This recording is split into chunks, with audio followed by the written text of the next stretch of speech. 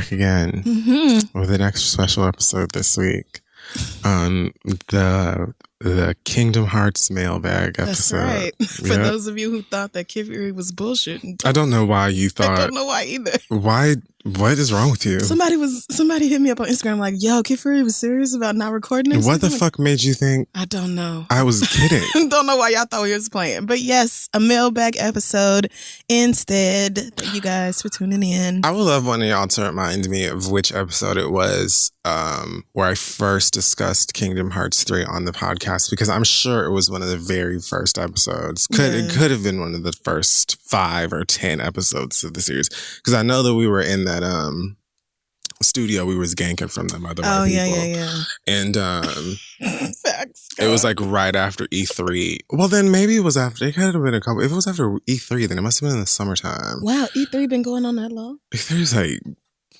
I don't know, 20. It's old as hell. Oh, okay. E3 is wild old. All right. But I remember it was like there was no announcement for it or something that was all aggravated or some shit. I don't know. I remember that. Yes. Just for clarity. It was your read one week. You were like, yeah, I was why pissed. is my Kingdom Hearts 3 being delayed another year or whatever? So, context. Here we are. I mean, by the time you're listening to this, I'm playing it, and I don't give a fuck about whatever it is that's going on in your life. But this is all leading up to that. So just, I don't know why you thought I was joking. Let me just get an exact date of when Kingdom Hearts 2 came out. Kingdom Hearts DOS was 2004, no? 2005. I know you're not asking me. No, I mean, I was asking Google. Gotcha. December, 2005. Here we are in 2019. Yeah, damn. You deserve. So I don't care about anything. This episode will come out and you guys can have a great time with that, hopefully.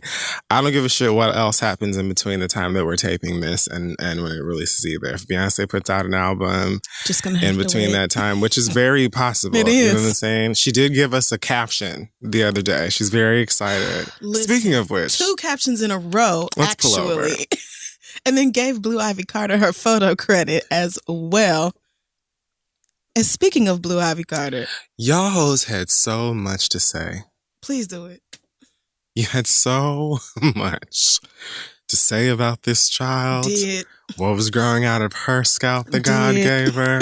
What her parents were doing with what was growing out of her scalp that God gave her. And what they weren't doing. Now here you are, committed to a life of lace. And nothing but a hairline that recedes every year. Meanwhile, the doll that you were also worried about. Child.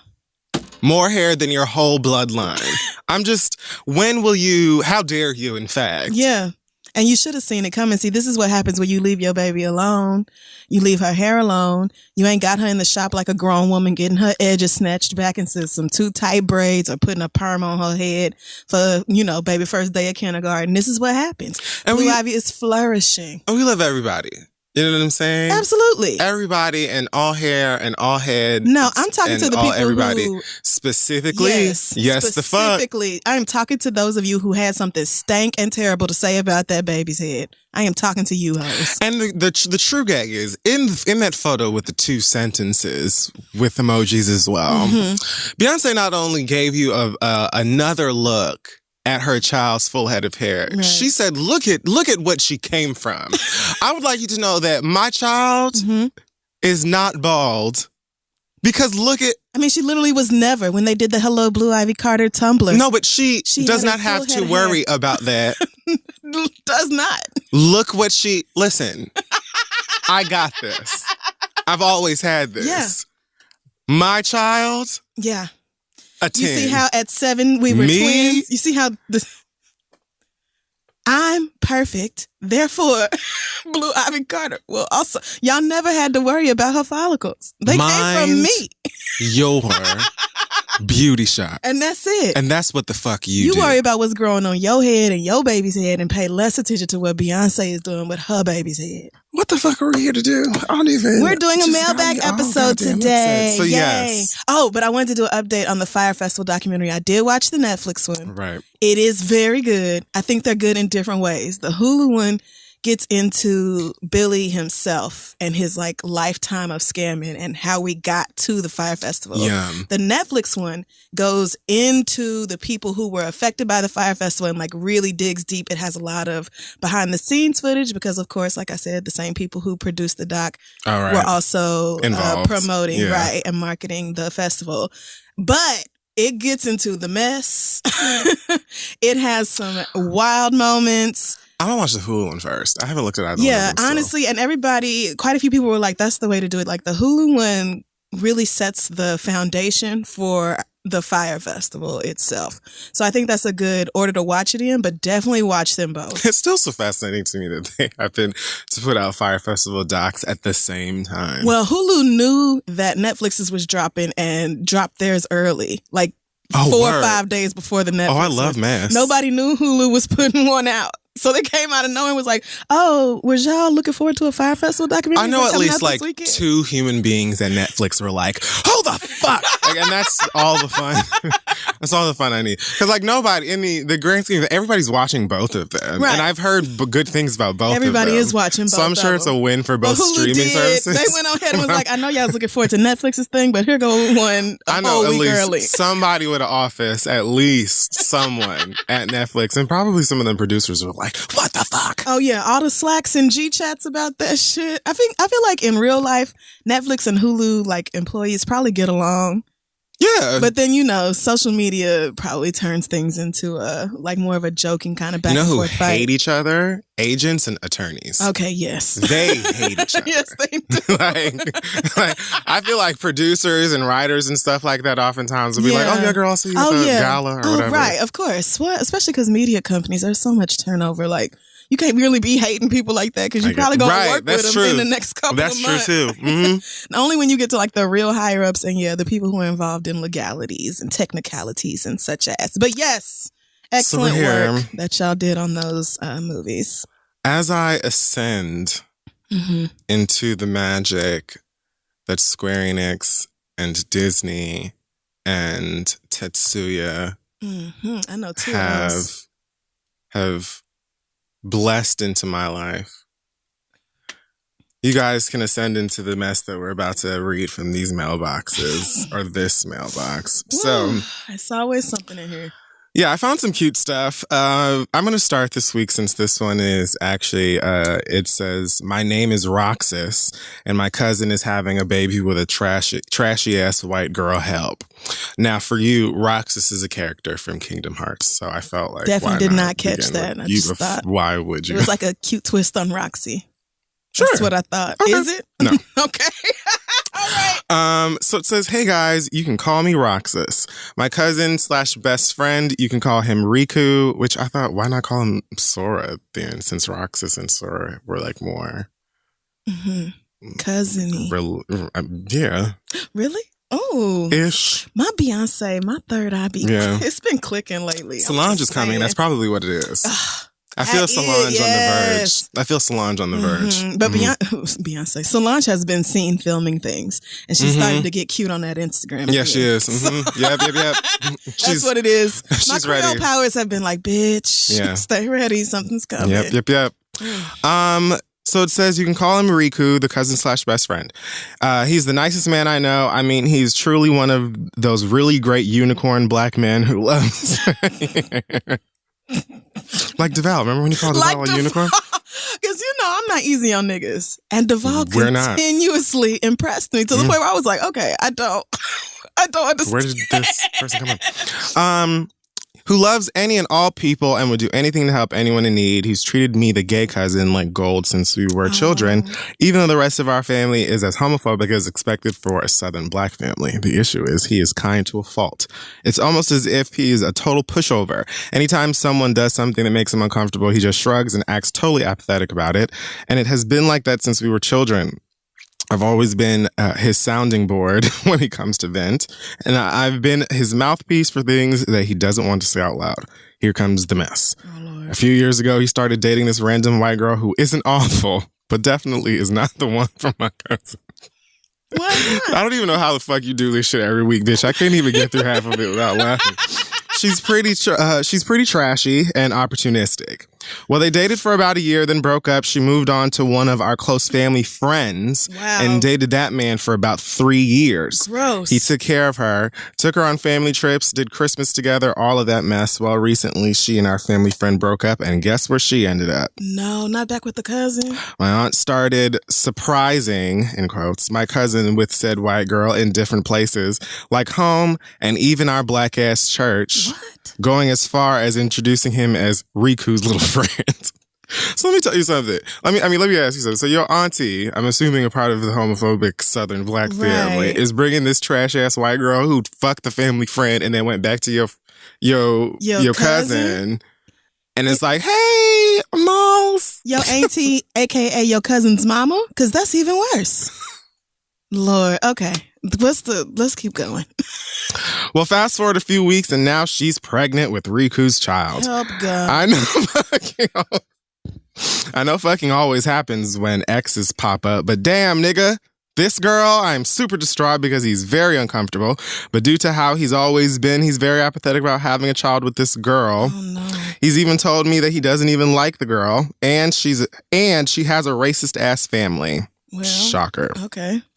I want to pop off in the family group chat, but I feel as though I am overstepping my boundaries. Am I out of line for feeling the way I feel?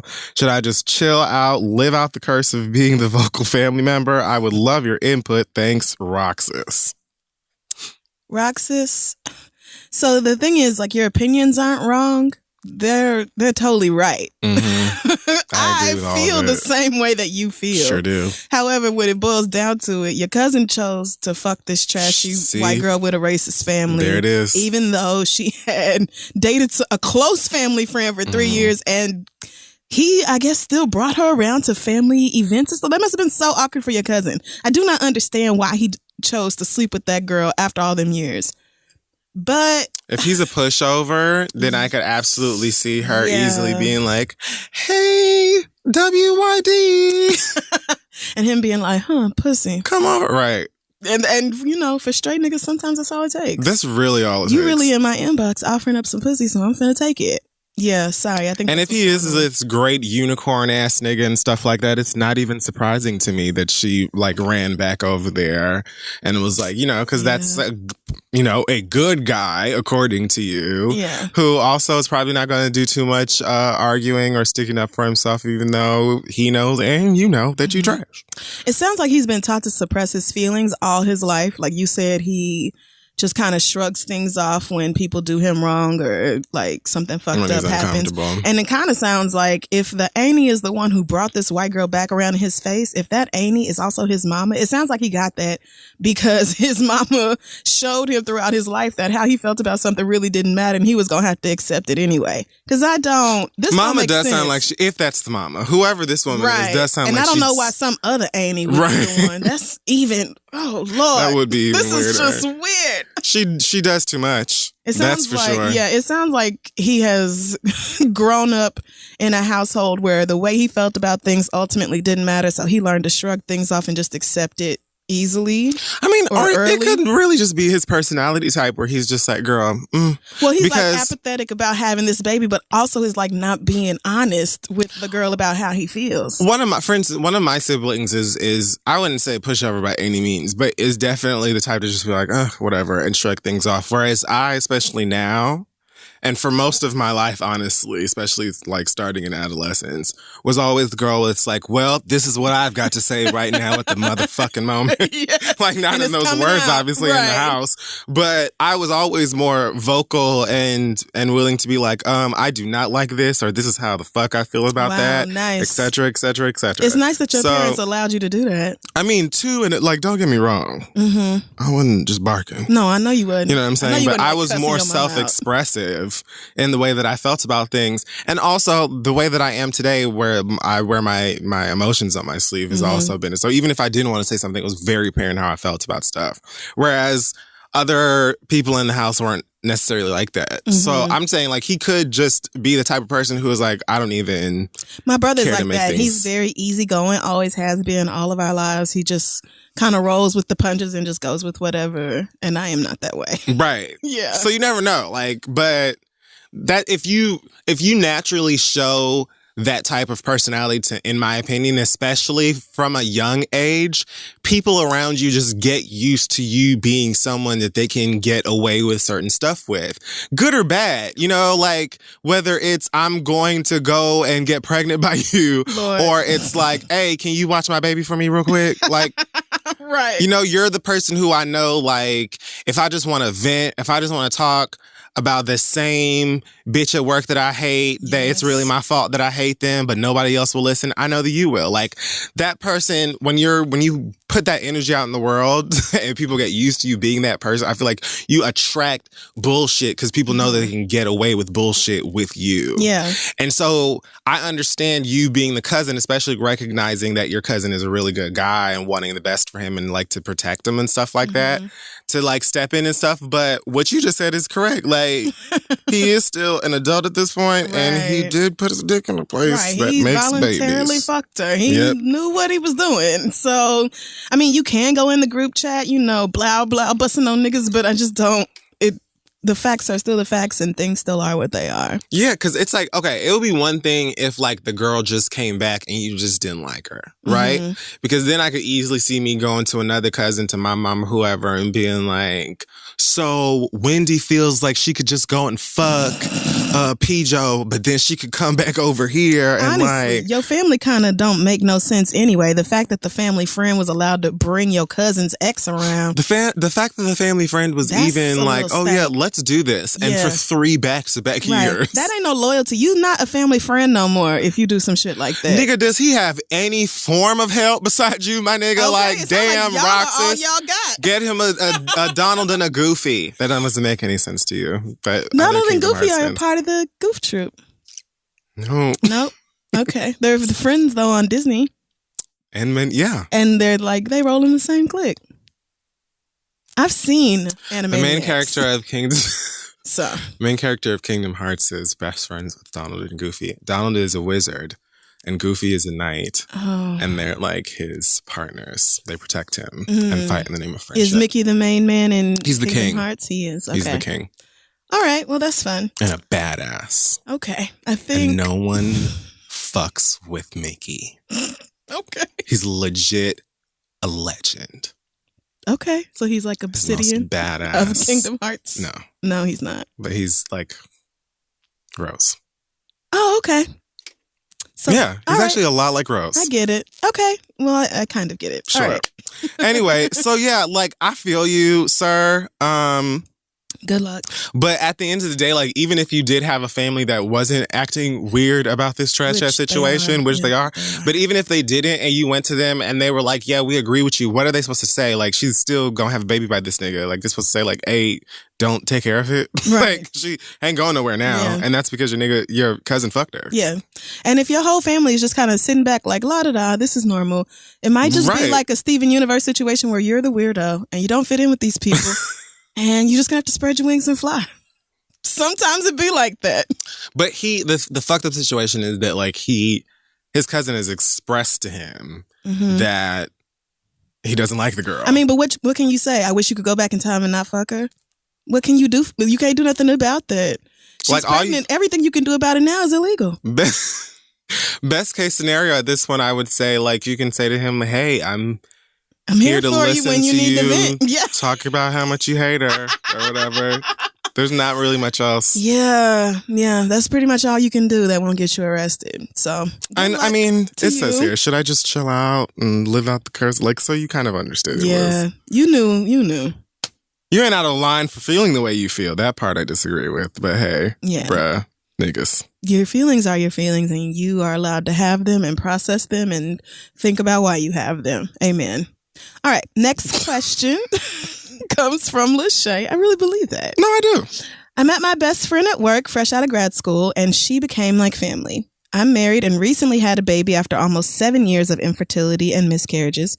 I vented to my best friend over the years and she seemed somewhat supportive, But infertility is one of those things that if you haven't lived it, you may not understand. I know, that's right. My friend was in a long-term relationship that ended quite dramatically, and she started dating online after.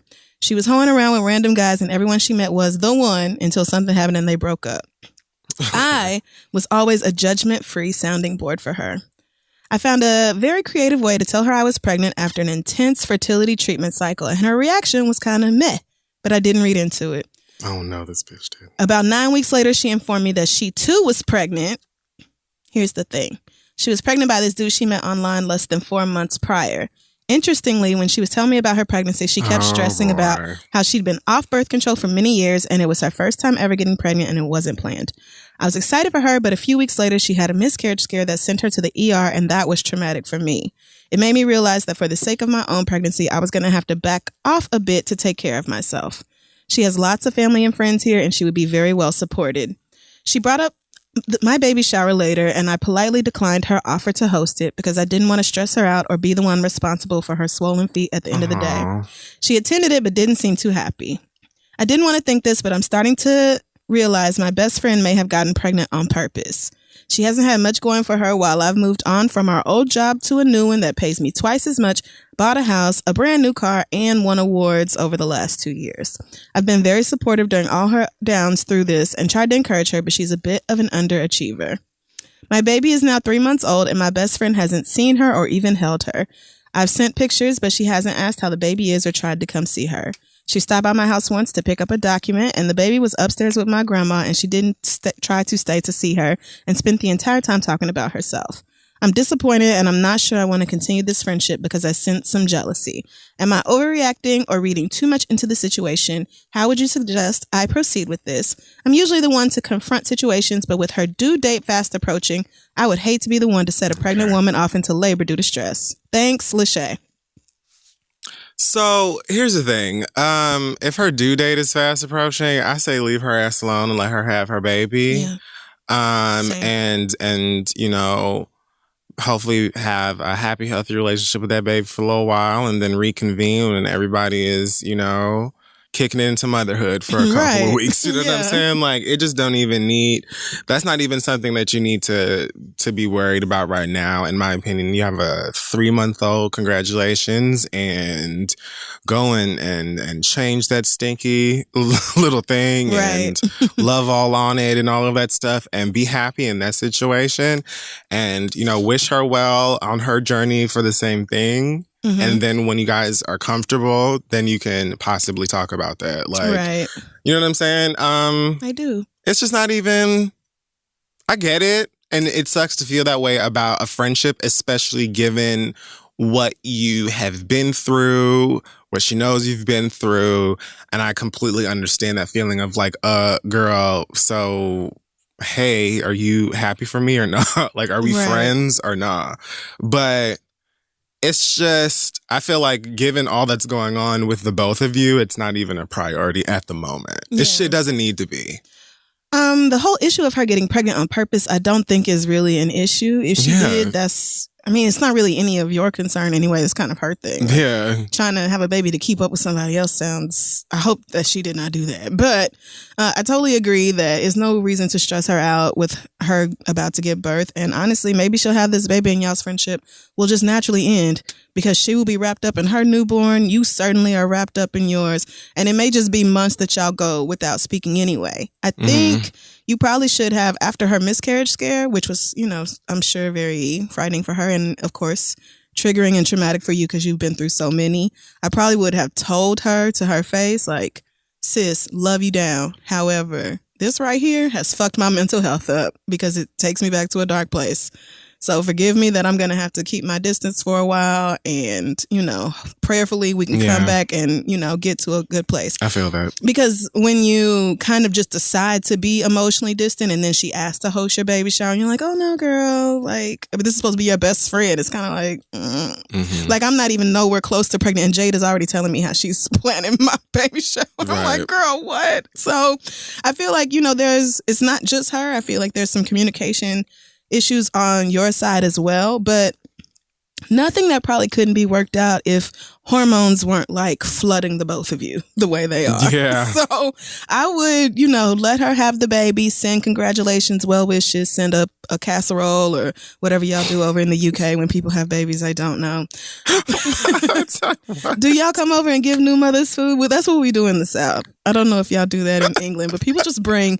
It's like when somebody dies, they just bring like a month's worth of food to your house and they clean up for you. It's very nice. But I would do that and kind of, try to check in with her. But I also wouldn't be like constantly trying to talk to her about it either. Like if you are initiating conversation and she just lets it die, then let it die and go focus on your baby and maybe y'all talk about it later. All right. Good luck, Lachey. This letter comes from... says, I don't know, just make something up. Okay. I'm going to call you Laquita. You're a regular here. It says, Dear Crystal and Kid Fury, I'm a 30-year-old straight single mom after leaving an awful 6-year relationship with baby daddy last January. Dating has been a struggle. Having a hard time enjoying being around men. Same. I was convinced that I am asexual. Dating has merely become a thing to do when I want free things. What a mood. I decided to get back on Tinder while holding very low expectations. Oh, no. I swiped right on this guy whose profile mentioned he's polyamorous. Didn't care. Again, my expectations were low.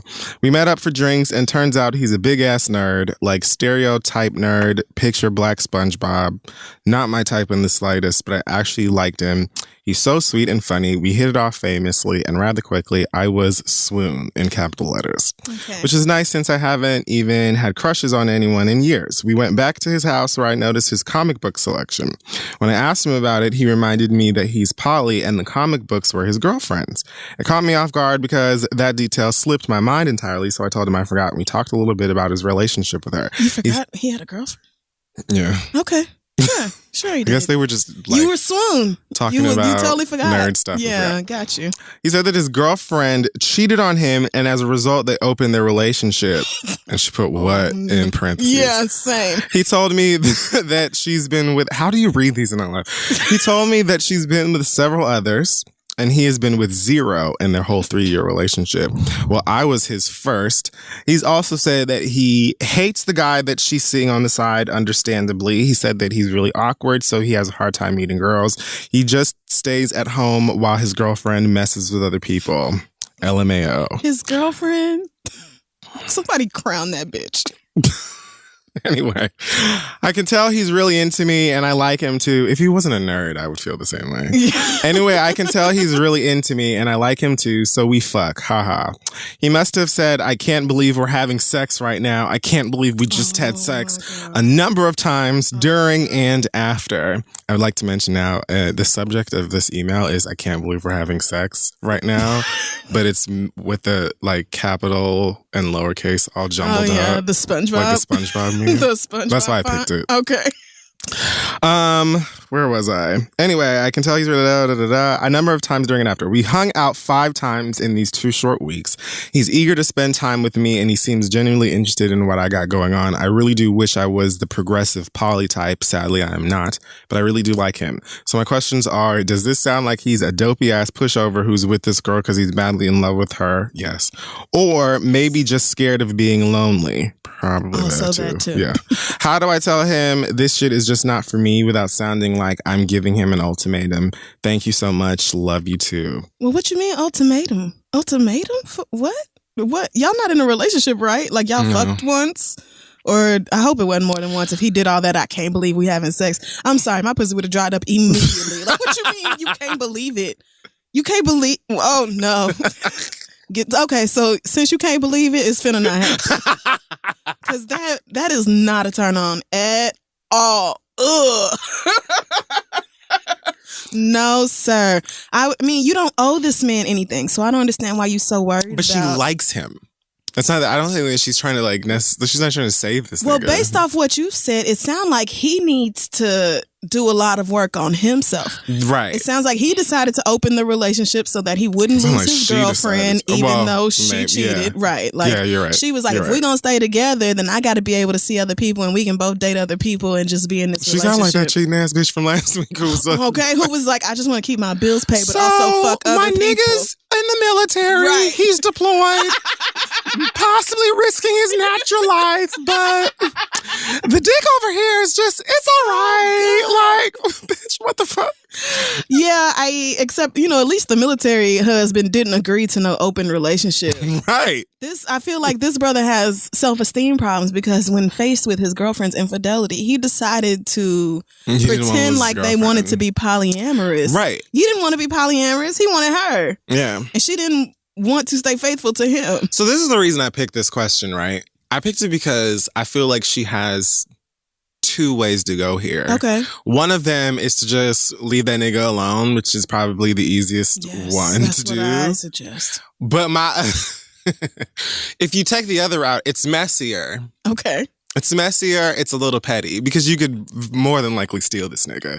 And then at the same time... You definitely could, but why would you... No shade, want him? Because she likes him. But why? I'm doing all of this because... listen, you like this nigga. I'm telling you the two routes that you have. The easier, cleaner, nicer one would be for you to get right back on Tinder and find less dick with less baggage. Mm-hmm. But if you like the nigga like that and really do want to keep hanging out with him or whatever, you could very easily convince him to just leave his girlfriend and be with you. Yeah, you could. And he probably wouldn't cheat. Don't sound like it. But you could do that if you just really wanted to. But I feel like this man needs to be single. I don't think he needs to go from one relationship to another one. I think he needs to be by himself and work on his issues. Not being a nerd. There's nothing wrong with that. Actually, there's a third route, which I thought of earlier, and I don't know why I forgot. Okay. But now that you mention that, you could try... This one's just less realistic. Okay. You could try to, be friends with him. And say all of the things that you're saying right now. Don't want to date, can't do the poly thing, not for me. Also, clearly not for you. So let's talk about that. Yeah. As a homegirl, you know that bitch is trash, right? I know we've slept together, but I'm being objective when I tell you that girl's a mess. Yeah. You deserve better than going along with something you really don't want to do because you're scared of losing her. She's not worth this. He needs somebody to be real like that with him. Now, the reason I say it's less realistic is because, once again, I'm operating off of you saying that you like him. Right. Okay, so if you do really like him like that, then just being friends with him, especially after y'all have already had sex, even though the sex sounded awkward and weird and I wouldn't want to do it ever again either. But would not. That might be a little bit more difficult. But if you could see yourself just being friends with him, then I would definitely just be his homie and be like, so let's talk about the fact that this girl is absolutely horrible and you need to be single and have some confidence. Yeah. The friend thing might be hard because y'all have already had sex and he was clearly so hype about it. But I feel like, trying to help him get out of this shitty situation is probably the maximum I would be willing to do. I understand you like him, but I like a lot of people. Being in a relationship with them is a whole nother thing. And you could date him. You don't have to be in a relationship with him. Yeah, but dating means taking on somebody else's baggage, and it sounds like this man has a lot. And I just am not in a place in my life where I want to shoulder all that. That's very factual. But I am not this lady. So whichever one of these options sounds best to you, if you're like, fuck Crystal and Kid Fear, I'm going to do whatever I want to do, that's fine as well. I think the easiest, cleanest approach for this is to go on about your business and leave SpongeBob and Bikini Bottom. Yes. You're, Same. The nicest possible thing you could do, keeping involved with him, and also cleanest while being involved is staying friends with him and, right. and being a good friend. Mm-hmm. But if you like him, I want to pursue things, you can go that route too. Probably wouldn't even be that complicated for you, but it's gonna definitely be messy. Right. You could, I'm certain you could take this nigga from his girlfriend, but Quite then easy. You would have to be his girlfriend. Then so You do whatever you want to do. I mean, or you could continue dating him or whatever, and in the process of dating him, be like, like go and date some other people and da da da. Oh no, he's not gonna do that. Anyways, yeah, you're right. Yeah, because he's not polyamorous. He needs or confident. Right. So he deserves better Give than him that. a confident boost. Take him to the club. Take him to the strip club. That might not be a confidence boost. Take him to the strip club. Strip clubs don't count because you can get confidence just if you have enough ones. All you have to do is have enough ones. I mean, start the energy of being around him with other girls. Oh, okay. Get that started. Sure. Whatever you think is best. And good luck to y'all as y'all work that. Whatever. I can't Give us an believe we update and let having us know what sex. happened. Yeah, I would have Gotten up and deleted his number out my phone. All right. Our next question comes. Anyways, let me be quiet. No, you're going to say something terrible? Go ahead. Mm-hmm. No, you don't want to? No, it's all right. Sure. What's your letter? So Arugula says, I'm a 24-year-old bisexual cis woman. For most of my life, I've been crazy about romantic relationships, daydreaming about them, getting jealous about them, and imagining a future where I have a boo and am thus living my best life. I've had one actual relationship during adulthood and several situationships that ended in them being like, oh, you took it to heart when I said I really liked you and we had good sex and talked all the time? You're bad. And me and my depression working together to tear my ass up over it for weeks. For the past year or so, I've been busier with work, taking care of myself and making friends, lots of non-relationship stuff, and I love not thinking about it as much, if at all. I've put myself into the mindset that I'm probably not going to find a partner and I'm still going to have a great life full of love. People hear this and of course want to say, but you're so young and green. There's someone. She did the SpongeBob font. When I wish they'd say, yeah, that's possible, and you are still going to have a great life. And the devil has many forms, my libido, it being cold as fuck, the OkCupid app, etc., that tempt me to go back to my pining ways. I just followed Crystal on Instagram, and I'm really interested in your thoughts around relationships, standards, and doing what the fuck you want because you want to and don't need a partner to do it. I would love to hear the two of you talk about keeping momentum and staying focused when you're single. It seems like doing so comes naturally to the both of you, but I'd still like to hear that put into words. Have you ever heard someone say that you should jack off before you message somebody on an app just to make sure your head's on straight? Yeah, there's a name for that. Was it on Insecure? Didn't they give a name for that? I don't remember it. I don't remember what the but term I feel like was. they talked about But that. I was going to say, I've definitely heard this concept before. Yeah, I've heard of it a few times, but hearing y'all talk about being single and happy with it would be great to listen to before I respond to my ex-fuck buddy's text. Oh, girl. Lord. Seeing new episodes pop up on my phone always makes me smile. Oh, this is so sweet. She's saying nice things. Stay warm. All my love, Arugula. the name Arugula makes me think of the cartoon Chowder. Also a really good show. Everybody on there had a name after a food. Cartoon Chowder? Cartoon called Chowder. Very underrated. Okay. Anyways, so Arugula. How do you stay focused when you're single and not be out here worried about these niggas? How do you not do it? She said she's 24? Yeah. And has been, oh my God, a bae, a boo. I know. 2019, year of the bae. And yeah, this is how y'all are. I don't know, man. You just gotta... I don't have an answer for this. This is hard for me because I naturally don't want nobody in my face. Right. Well, I don't even really feel that way, but I used to feel a lot more like this. Me too. But than I do now. Then I just kind of grew up and started accepting. That's what I think. The cold, hard facts of being in a relationship. Like people look at it through rose-colored glasses when real life relationships take work on both sides and a lot of fucking patience and listening and all that bullshit that I simply don't want to do. 24, like the only answer I could possibly think to give you is that it naturally would come to you, possibly. Because I know people who in their 40s and still feel like that. Man, God bless them. Right. But I know what it feels like to be 24 and feel like, oh my goodness, what is he? I need a love in my... Whatever. Yeah. And now I'm not against it or whatever, but I'm just like, in time, I'm so much more focused on feeling accomplished and fulfilled in the goals that I have personally and the things that I want to do with my life that I know, like, when that is supposed to happen, it will just naturally find its groove. Right. I literally don't even have the time to be worried about that. you know?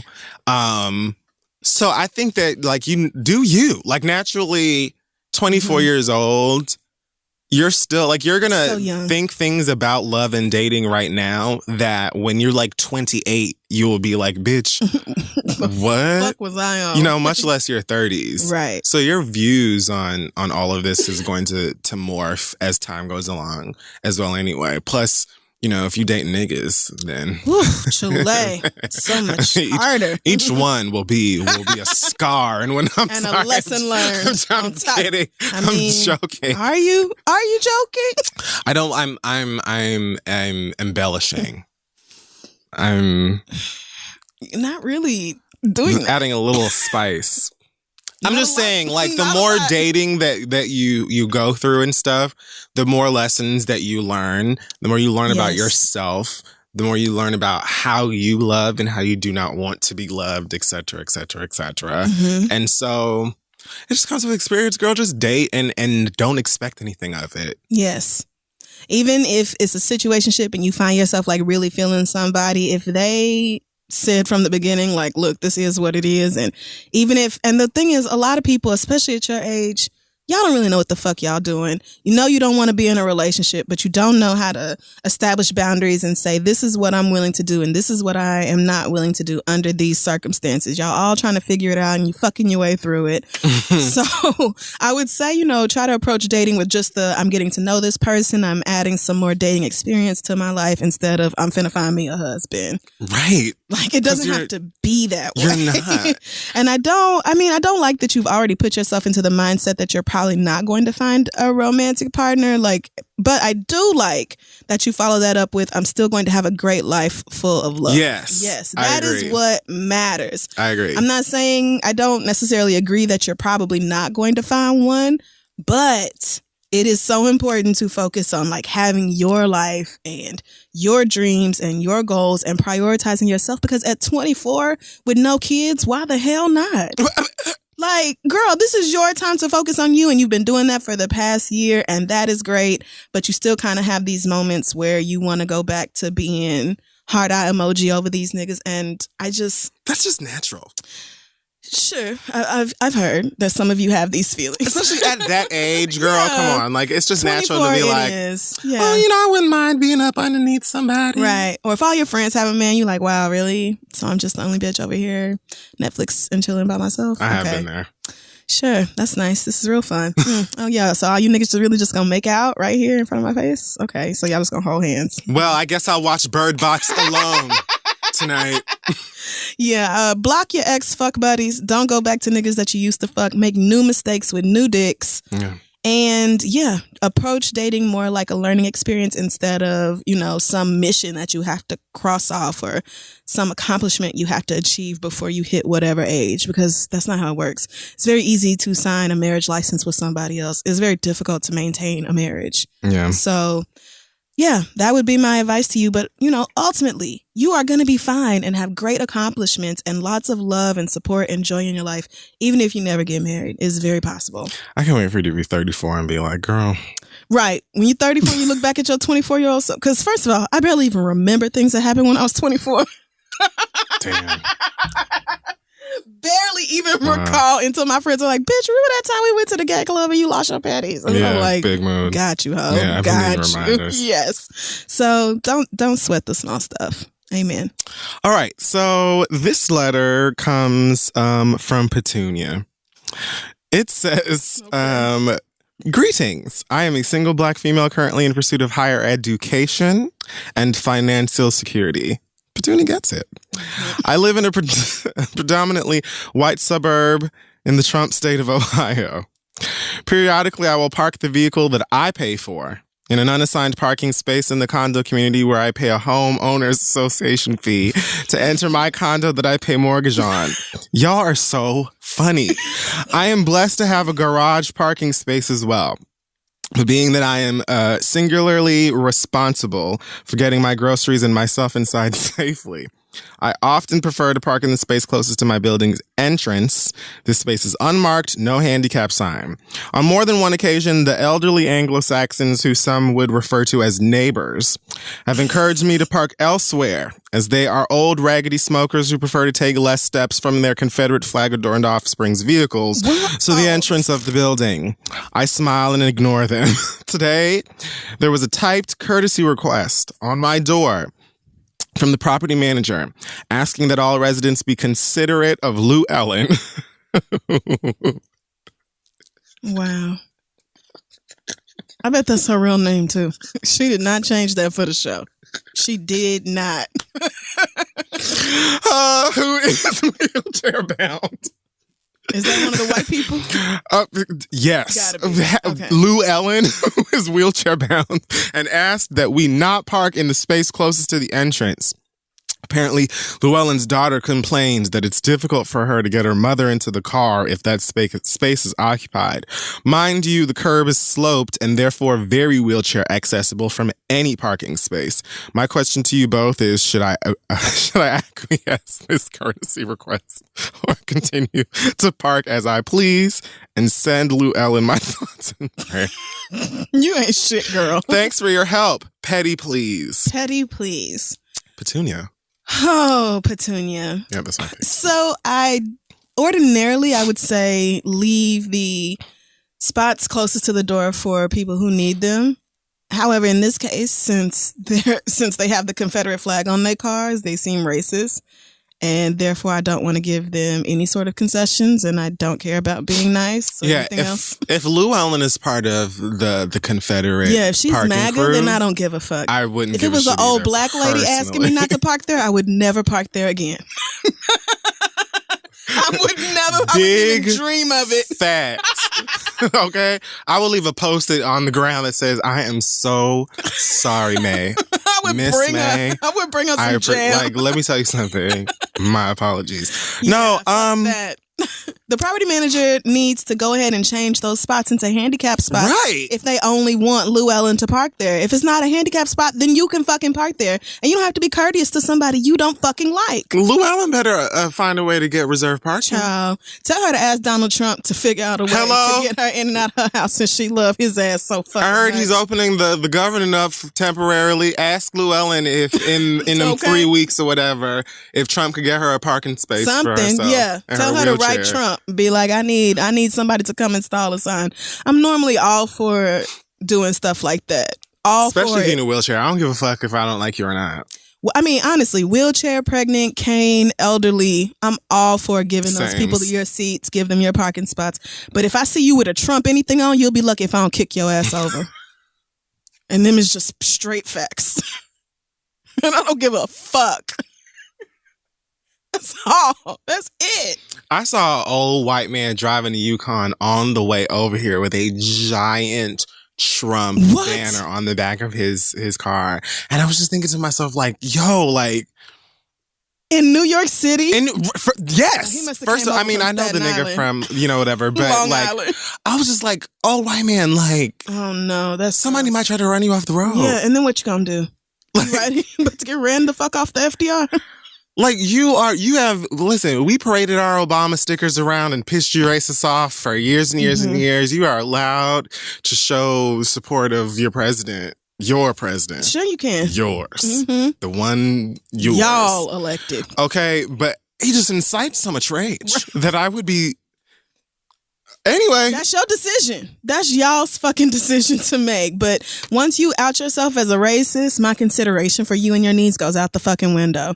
So if the property manager cares that much about Lou Ellen, then she need to put up a handicap sign, and then you are legally cannot park there no more. And that's the end of the problem. I mean, then you're following the law. Yeah, this is not on you. So I would continue to park there and smile at Lou Ellen every time I saw her. I would also work on finding a place to live that I'm not. I mean, I don't know what Ohio gives. Ohio's a swing state, and so politically, I feel like they're kind of all over the place. I would not want to live any lots place where I'm of seeing liberals, lots of. flags. I mean, honestly, that is. Most of in the garage I'm living in. I don't want to live there. I grew up around the Confederate flag. all the time, like to the point where I barely even noticed it anymore. So good luck to you, girl. But yeah, fuck that. Our next question comes from, is this a video game character? Pikliz? Pickles?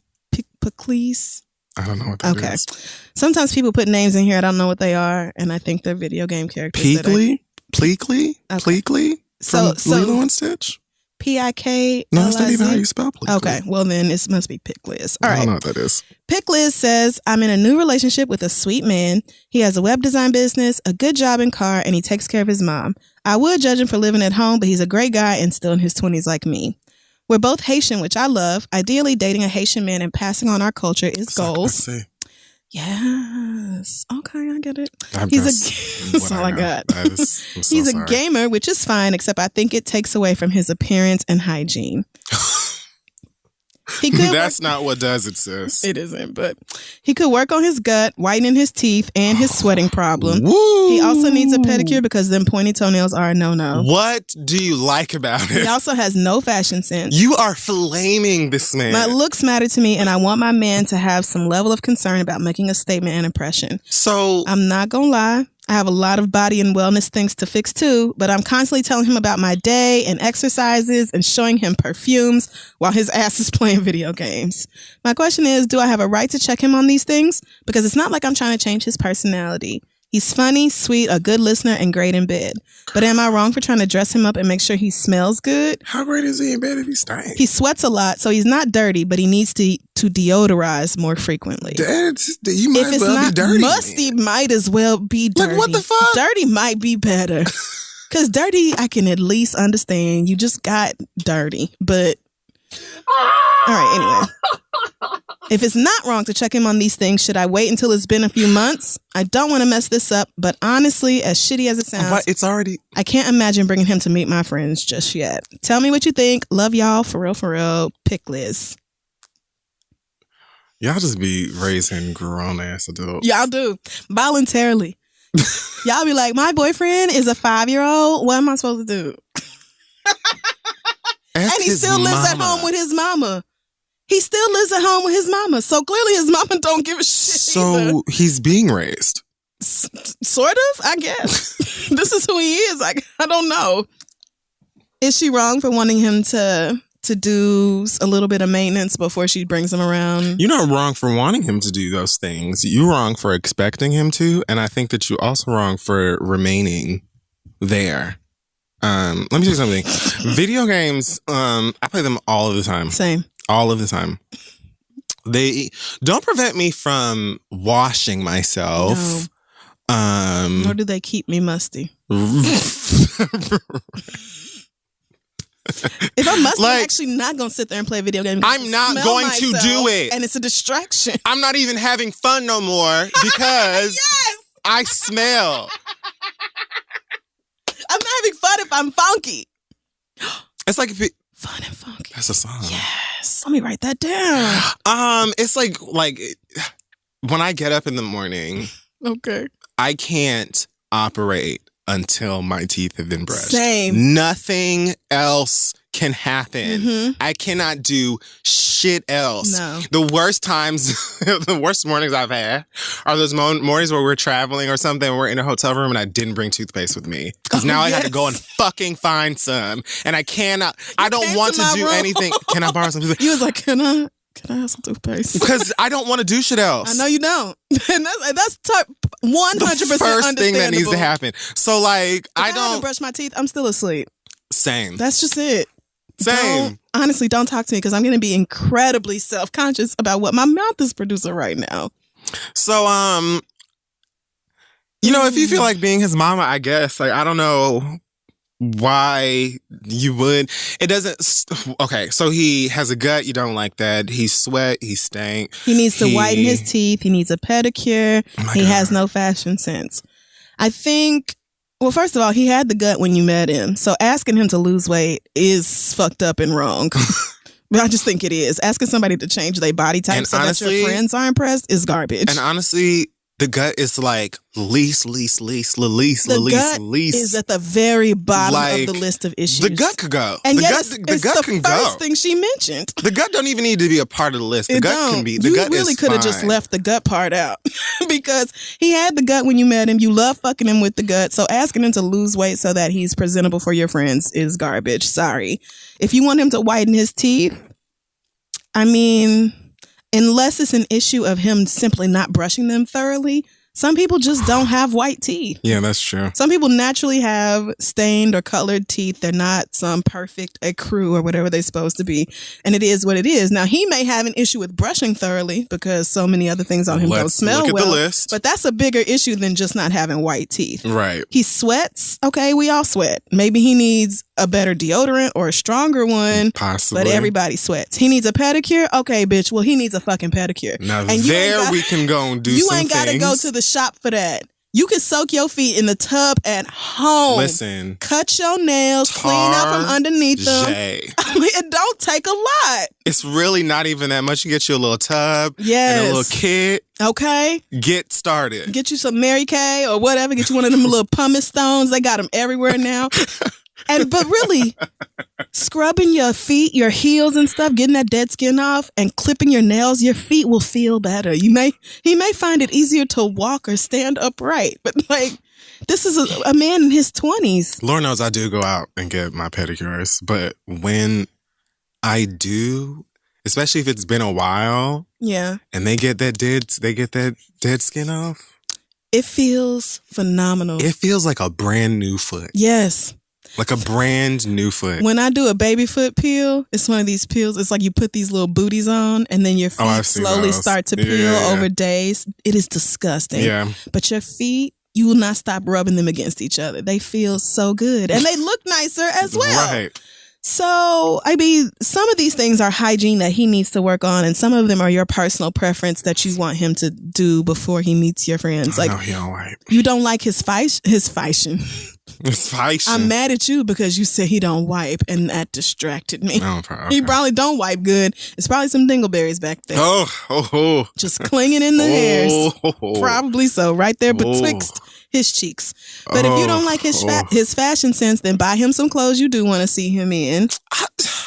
I'm just saying, if you met me and all I wore was sweatpants and hoodies, don't come to me about changing my clothes unless you're going to buy them clothes for me. You got me fucked up. It's not like you want to date. This is who I was when you met me. You want to introduce your friends to Roman Reigns or The Rock or one of the Usos or something like that. You want to introduce... I don't know why I just named a bunch of fine Samoan wrestlers. I don't know why you did. You got Samoans on the brain. Maybe, maybe just want a little something.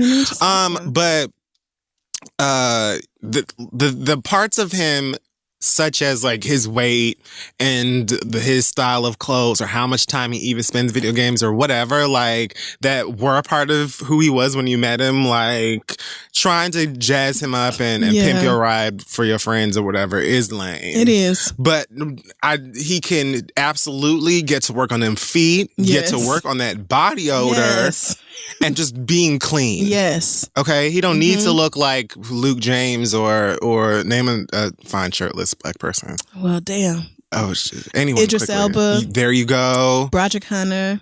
Okay. He's very fine. We don't have to keep going. Okay. But, you know what I'm saying? Like, he don't have to be, big fine ass model looking ass motherfucker. But the very least he could do is smell nice and have fucking toes that won't sever your fucking feet from the rest of your body when you sleep together. Exactly that. Amen. All right. Do you want to take a break? Yeah, let's take a break right here and we'll be right back. Hey guys, this week's episode is being brought to you by Talkspace. We all need someone to talk to, especially PLC. A person who can support us through rough patches or even the everyday ups and downs of life. And life today, my word. That's where Talkspace comes in. Talkspace is an online therapy company that is making taking care of your mental health more affordable and convenient than ever before. Simply provide your preferences and Talkspace will match you with one of their 3,000 plus therapists the very same day. Send your therapist unlimited text, audio, picture, or even video messages from anywhere at any time, and you'll hear back daily, 5 days a week. All you need is an internet connection or the Talkspace mobile app. No matter what you're going through, you are not alone. true facts. Yes. So join more than 1 million people who feel happier with Talkspace. And whatever you're going through, somebody else really is experiencing it, even if no one you know is, So or true. even if no one you know is being vocal about it. It's still happening. I used Talkspace when I was going through a lot of shit a couple years ago, and it got me back into therapy, got me to a place where I was willing to go back to traditional therapy as well. But without Talkspace, I would have never gotten to that point. And my Talkspace therapist was so clutch with just helping me manage my emotions and all the shit I was feeling and going through at that time. Talkspace, like Kid Fury said, has more than 3,000 licensed therapists who are experienced in addressing the challenges we all face. So to match with your perfect therapist for a fraction of the price of traditional therapy, go to Talkspace.com/read and use code READ to get $45 off your first month. That's code READ, Talkspace.com/read. Take care of your mental health. So important. Let's get back to the show. All right, we're back with some more letters from you guys at home. Yes, it's your turn. All right, so this one is from, well, it says her name at the bottom, but so do you just say it if it doesn't say not to say If it the doesn't name? say don't say my name, then I just say the real name. Or Okay. I have you give me something ridiculous. Okay, so it says, hey, Crystal and K Fury, I'm recently engaged to the man of my dreams and I couldn't be happier. We've been dating, we had been dating for 3 years before he popped the question, and those 3 years felt like cloud nine. This man is the man for me. Here's the problem. I hate my engagement ring. Oh, no. I kind of feel ungrateful because, of course, it's something he picked with his heart. However, the ring is just not my style. I have tiny hands and fingers, but the ring is gold, large, loud, and gaudy, and covered in stones. Kind of like an 80s hood auntie wedding ring. Oh, no. I know exactly what she's talking about. My mind immediately went to like if Thanos was in Babs. One day we No, that ain't it. One day we sat down and looked up engagement rings, and I pointed out all of the styles that I liked, so I'm not sure where he went wrong. Damn. I know that this is something that I'm supposed to cherish and love forever, but I hate everything about it. I almost want to cry. I almost feel like he's trying to trick me. Damn. Should I tell my fiance that the ring doesn't suit me, or am I being ungrateful and should attempt to grow to love the ring? I don't want to hurt his feelings, but the ring is a ghetto, outdated mess and does not fit the simple style that I prefer. Love, Brienne. Brienne, the simple fact is you have to wear it and you hate it. Period. And so he should take it back and get something that you like. If y'all need to go, if he just wanted a ring to propose to you with, and now y'all get to go back to the jeweler and pick out the one that you really like, fine. But if he has a problem with you saying, hey, this ring is really not my taste, then you don't need to be marrying him. The person you marry should want you to love your ring. Yeah. Because every time you look at it, you should think about how much you love your man. I wish Deval was here to answer this question. Deval would be like, if Kadeem didn't like that ring, I would nigga, have built one. I would have ran back. I would have went straight to Jacob. I would have gotten some molten lava and become a blacksmith. Poured it myself. I would have been bismuth out this bitch. I agree with you. You know, first of all, I have now started to picture like a Super Bowl ring, and what is wrong with you? It's probably not very different from that. It's probably one of them clustery type rings where it's a bunch of tiny little stones all grouped together. She said gold, large, loud, gaudy, and covered in stones. Damn. That's not my personal taste at all. If I got married, I would want a radiant cut with. Oh, you better know. I mean, yes, but okay. I'm just not counting on getting married. But I know what I want in a ring if I get proposed to. Never even thought about it. Well, men's rings are so fucking boring. Which is whack. I mean, if I do get married, I want a nice ring. I don't want just like some band. Yeah, I mean, that's really what they usually are. Fuck that. I mean, I don't need no big old stone or nothing, but I want like a nice band. I mean, there are nice ones. Some jewels. They have like titanium and shit now. You could get like really, no, that's not what you mean. It's boring. Okay. I want it to be sparkly. You want stones all around it? Well, you could do that. For sure. Definitely. That's just a wedding band. Like women wear wedding bands. Yeah, I mean, I just don't want like a regular like titanium band or gold band. I want it to be sparkly. You want a jazzy one. That makes sense. Just tell this nigga you hate it. Like, you don't have to be like, oh God, what the fuck are you thinking with this fucking don't do that. 70s swap meet ass. Like, you know, you could tell him like, I love you so much, and I know that this is like you put your heart into it, and I can't wait to get married to you, but this just isn't my style, and I really want the ring I have to be something I'm in love with. Mm-hmm. If you don't understand that, like you said, then like, what is even the point? Don't marry him, right? Just straight up, do not marry him if he has a problem with that. And if you told him, like, if you sat down and went through styles together, then, like... It sounds like he got a ring from his auntie or something. Oh, bitch. Instead of going out and spending, because engagement rings are expensive. No, yeah. So he probably got one from family or something like that and was like, should be happy. If this is a pass-me-down ring or whatever that he inherited, he should have been vocal about that. And even still, you'd still deserve to wear the fucking ring that you want. Even still, you still deserve the ring you want. And there are ways of doing that without giving you an ugly ring. Like Harry and Meghan Markle. Meghan Markle has a ring that's made from... fair. But her ring is made from a stone from Princess Diana's ring. Right. And that is a way of handing down your mama or auntie or grandma's stuff while also making it something that your fiance adores. That's all I'm saying. If he was going to do that, then make sure it's a ring that he can work with while making you something for yourself. But it sounds like he probably just was trying to go the cheaper route. And I understand not wanting to spend thousands on an engagement ring, but we have like no faith in tell him this ain't going to be the place. Because if you showed him what you like and he went out and got something else anyway. That sounds like polar opposites. Yeah, sounds like it why couldn't is be he further. not listening? Listening is important. It's an important feature in a husband. So if he's not listening now, said something there. If he's not listening now, and then when you call him on it, as you rightfully should, he gets defensive and mad instead of saying, "Baby, my bad. I totally forgot I forgot the design of what you liked, and let's go to the store and find something else," or whatever. Like, if he gets mad or annoyed with you, break up with his ass. Any other reaction, I would try to work with it. He shouldn't have any other reaction, honestly, because A, it's your ring, and B, like, A, again, it's your ring. Like, you have to wear it. It has to be on your hand. Hideous, then the rest of us have to look at you and be like, whoa, goddamn, her husband gave her that ugly ass ring. Right. Which leads me to B. Like, and I don't want to make no blanket statements. I'm sure there are plenty of ladies out there that couldn't give a fuck and it's not that big of a deal or whatever. Yes, there are. Like, most women that I know, like, want to love their ring. Like, their engagement ring is a big deal. Absolutely. And I feel like most men that are getting married to women know that. Yes. So he should really, at the end of the day, want you to be happy with your ring, period. Like, it shouldn't even be an issue for you to go in the nicest way possible to him and be like, love you so much, but this ring is not for me. Let's find something that's going to work. It shouldn't be a problem. Says, babe, do you mind wearing that until I can, afford the ring or finance it or whatever? Then that's up to you. Compromise. I might say, I would actually rather you go to Claire's and buy me something fake that isn't a design that I like. At least the conversation is happening. At least the conversation is happening. But if he gets mad at you, like, wow, so this ain't good enough for you? Wow, so you really just gonna act like that? I'm out here, girl, I love you. I'm trying to marry you. Charles, I literally showed you what I like. I showed you what I like, Charles. What are you talking about? Here you go. You can have your ring back. Take it back to your auntie or whatever. I'm going to get in my Honda Civic and go home because I don't have time for this. Amen. Good luck to you, girl. God bless this. All right. Our next question comes from Antonio, who says, I'm a 27-year-old black bi man. I came out as bi 2 years ago while completing my master's degree abroad. Before that, I was so ashamed of my sexuality that I never had any physical contact with men or women, not even a kiss.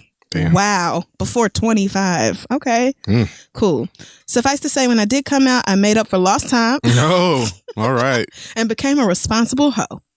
Through my many dates and trysts, I've discovered that while men think my bisexuality is sexy because it makes me more straight, which is idiotic, I know, women automatically think I'm just another DL black man who hasn't fully come out. Sounds about right. This is especially true with black women. I know that religion and heteronormative culture have caused a lot of men to repress their sexuality. Yep. Facts. But am I wrong for being insulted when women completely write me off as gay? I can have wonderful conversations with women for days, and then when I tell them I'm bi, they ghost or say they're not comfortable dating a bi man. That is biphobia. Homophobia. Anyway, I tell women that I'm bi before anything sexual because part of me feels guilty if I don't. What do y'all think? Am I overthinking everything? Should I tell women about bisexuality up front? Is it wrong for women to not date bisexual men? Thanks for the help. Peace and blessings, Antonio. Boop de boop boop boop. Okay. Now here we are in the facts of life. Okay. Okay. No Kim. So let me tell you something. I should have said no Tootie. Whatever. Like, this is exactly what the fuck I'm talking about.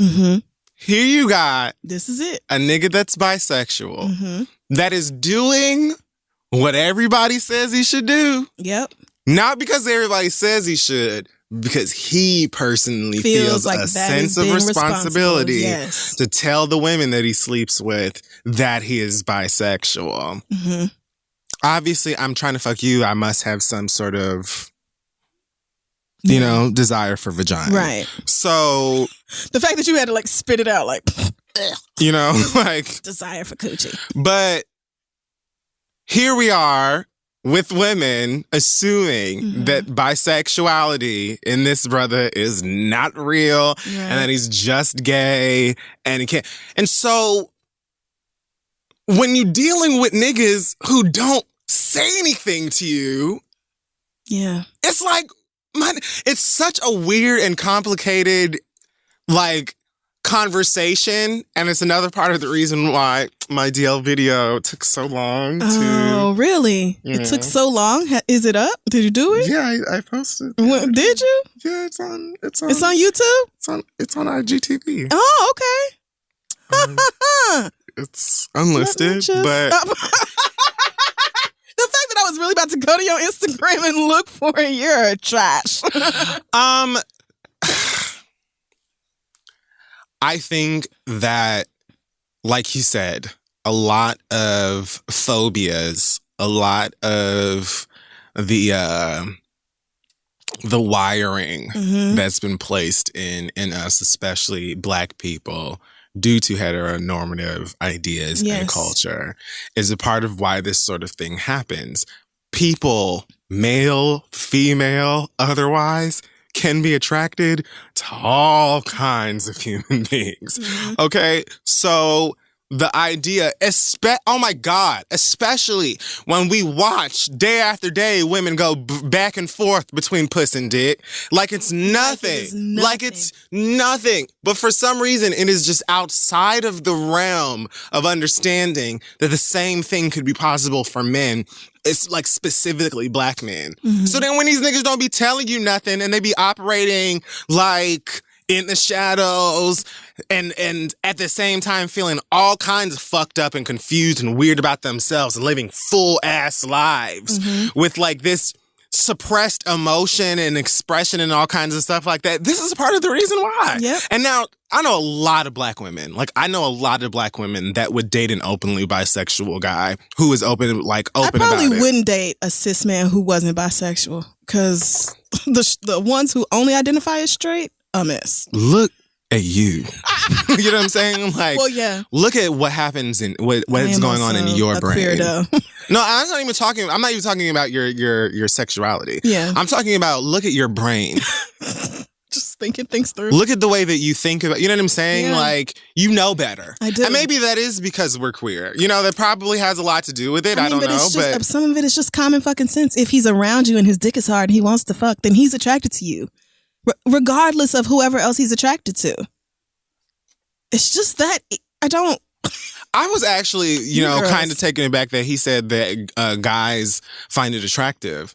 Because I know plenty of gay guys that perpetuate the same stupid ass idea, and I've talked about it a million times on this podcast, that bisexual dudes ain't real and that they just saying that they bi because they don't want to come out. It's like, you bitch!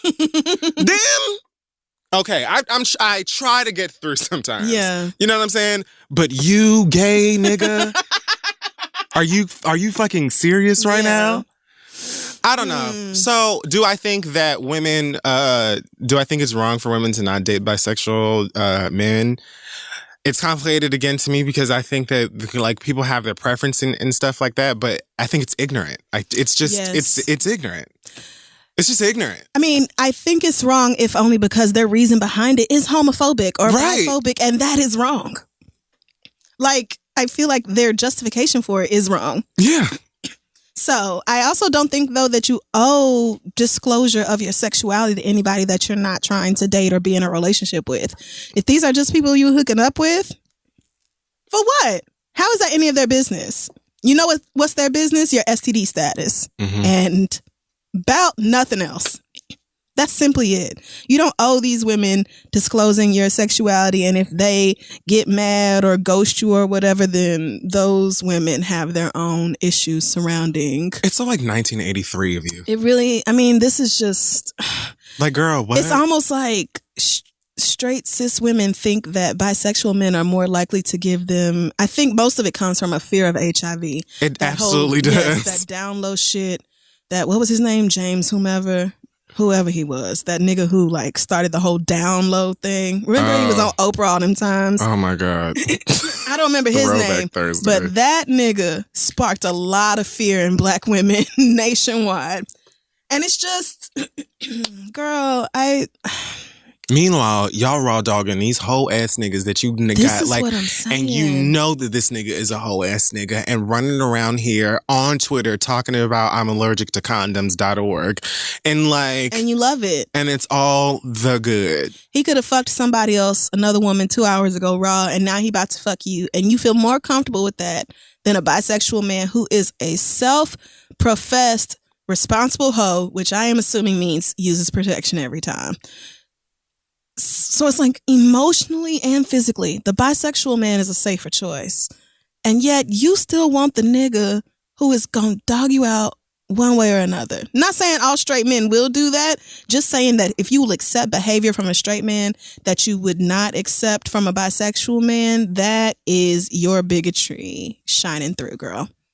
I don't know how else to address cisgender women about this. I feel like I've tried so hard and y'all still just do whatever the fuck you want, and it's not fine. But yeah, I would just not tell anybody really about the bisexuality until you felt like y'all were really developing a connection and we're gonna start maybe dating, like seeing each other regularly, that sort of thing, and then let it come up in conversation. But it does not really matter. Bisexuality, it does not really matter. It shouldn't. It really doesn't. Like, if you are attracted to her or attracted to him, being attracted to that person is all that matters. Right.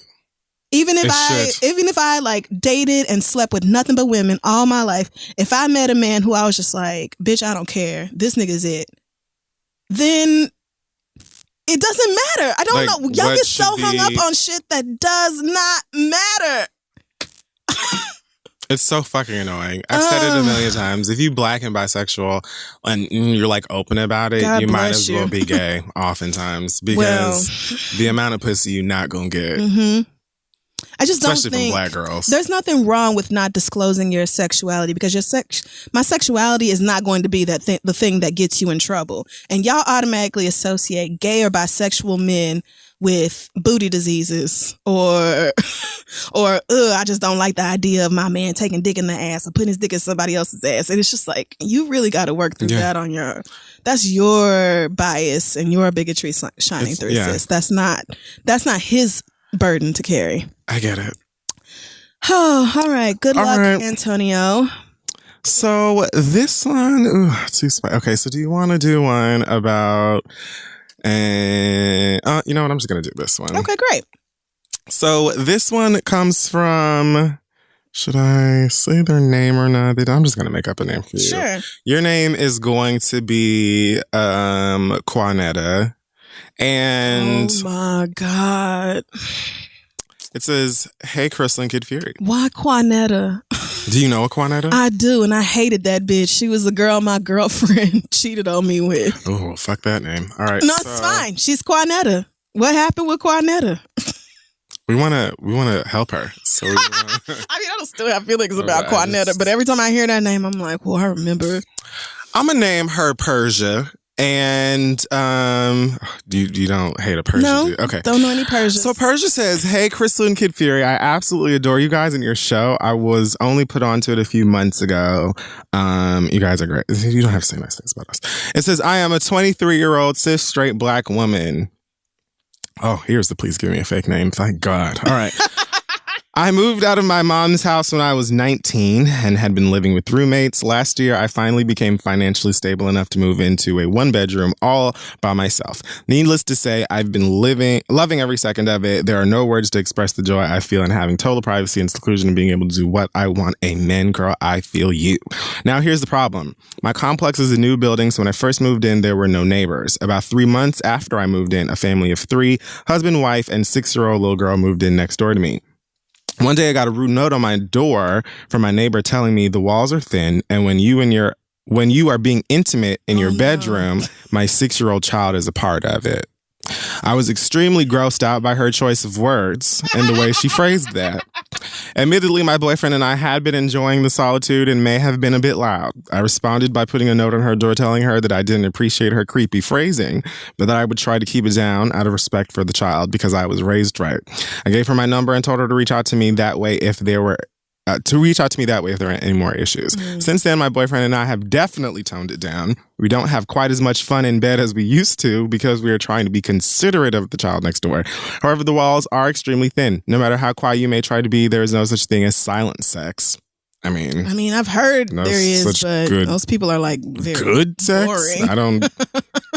My neighbor hears even a peep. She's banging on the walls. No pun intended. A few nights ago, my boyfriend and I stopped in the middle of fucking and moved into the living room when we weren't even being loud because she decided to start banging on the wall. It's now several months later, and yesterday I got a call from my leasing office telling me that my neighbor has called in several noise complaints on me.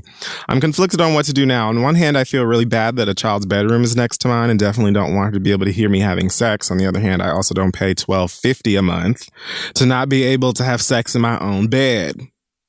What my neighbor fails to understand is that when you live in an apartment, you're going to hear things. I hear my upstairs neighbors walking around and the neighbors on the other side of me playing music, and I don't call and place noise complaints on them because I understand that that's just a part of apartment living.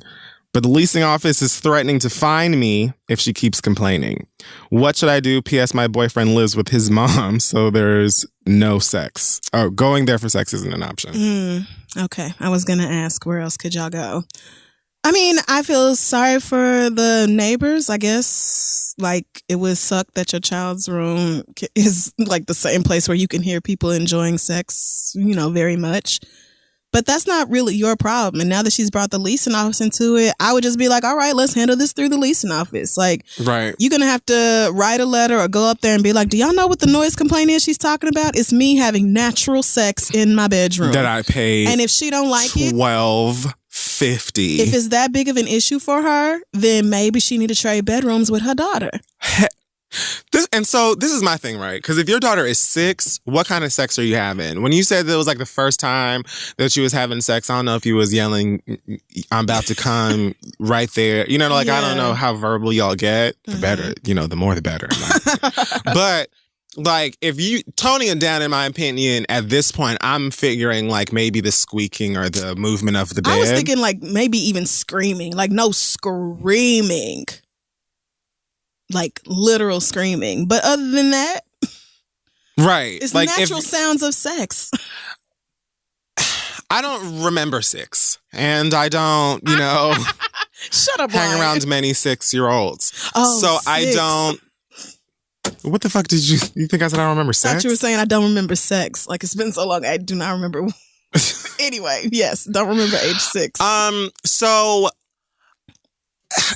I don't know that this child would just be like hearing knocking from next door and be like, oh, there they go fucking again. You know what I mean? Yeah. So in my mind, this banging on the walls is coming from this mom. And I'm assuming that she just don't want to hear you fucking. Right. And has to feel like, because that child in my mind can't possibly know that you're in there fucking or care. Right. Much. So I do think that it's actually disgusting that she decided to mention the child and then no, but okay. Yeah. Sure, whatever. Your child is a part of it. Girl, what? Your baby is absolutely not a part of what we're doing. We're not thinking about her. You trying to tell me every time that I fuck in my apartment that I pay rent in, I have to now think about your baby while I'm doing it?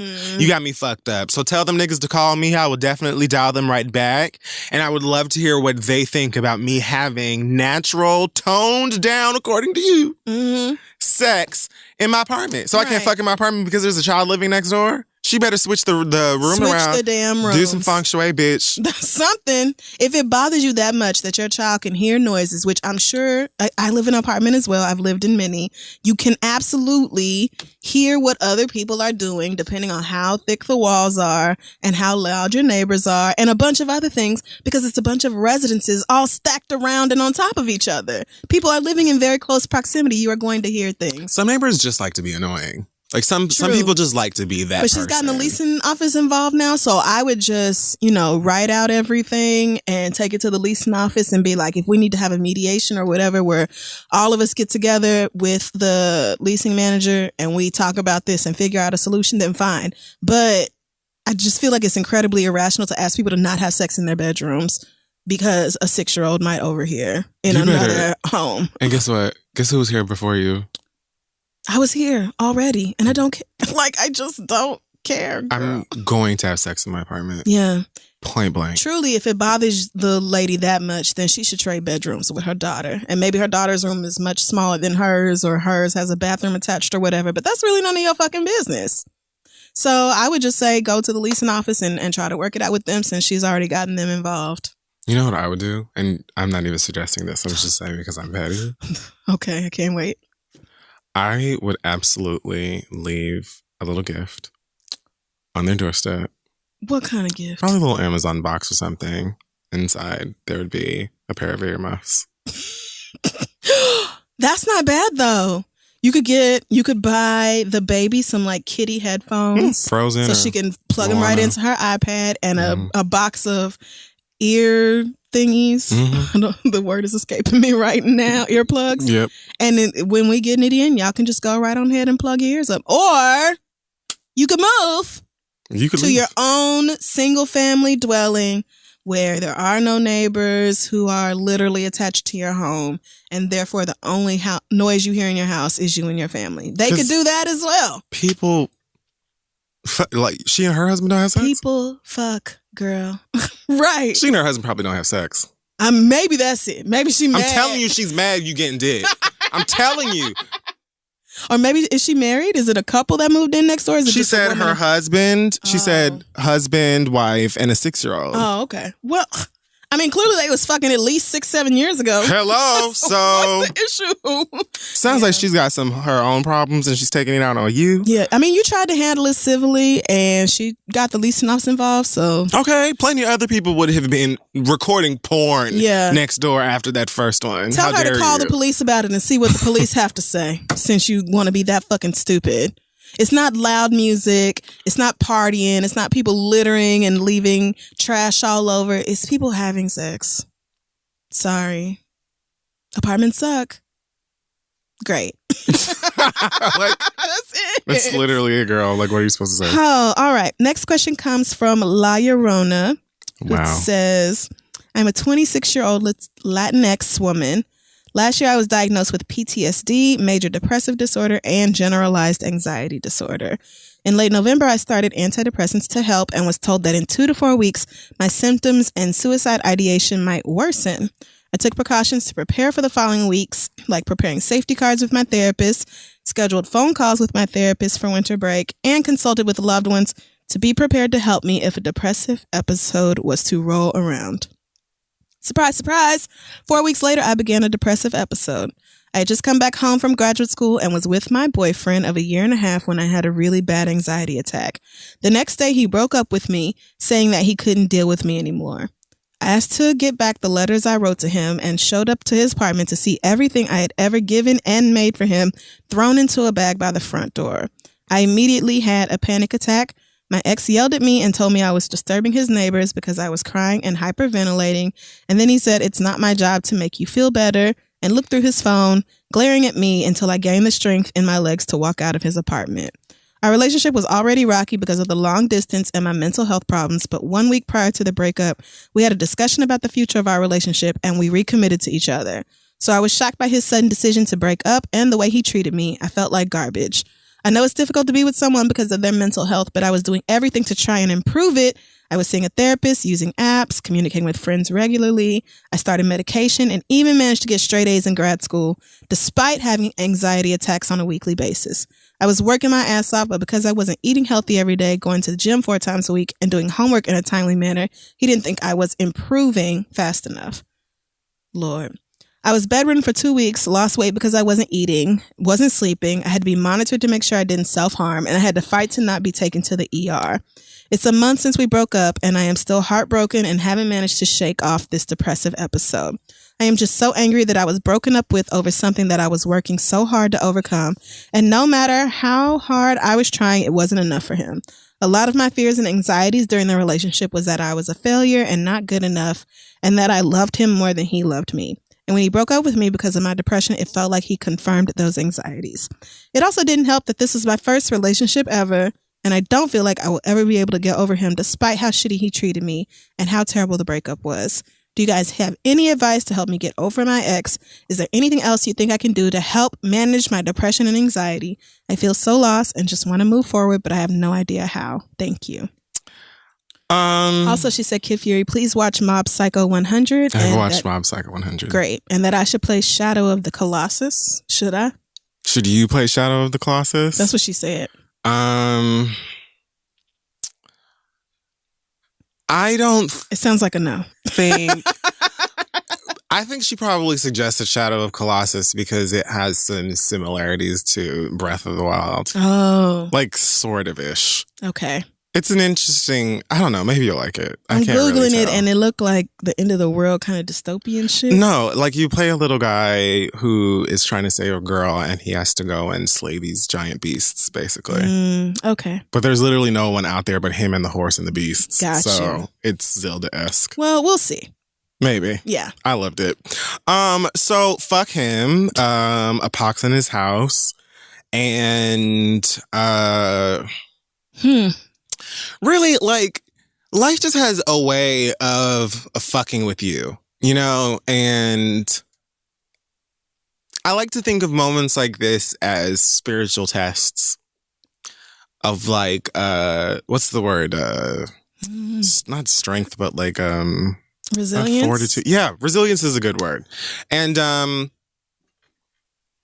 the fact that you sort of, like, are in tune with the fact that you suffer from this depression and you know, are dealing with specific symptoms at a specific time, like, you're aware, you know, and I think that that's a really one of the most important and impactful parts of therapy, of, you know, whether you're medicated or not, whatever it is. Like, there's just a lot of power in being aware of how you tick.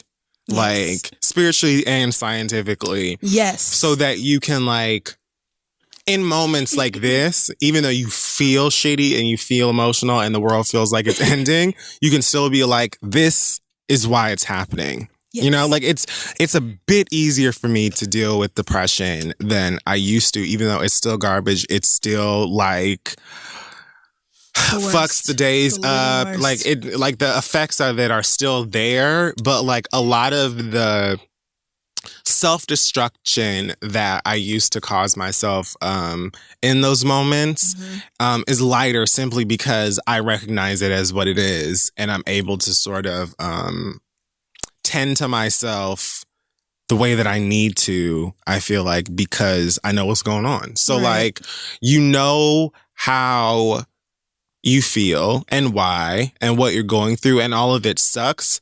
The fact that he broke up with you because of your depression just sort of, like, it, look at it as, like, the universe, God, if that's something that you believe in, because that's where I would go first, but I just don't like to make assumptions. But so, like, look at this as him being removed from your life because he has to be. You know what I'm saying? Like, this is just something that you're dealing with that's a part of your life.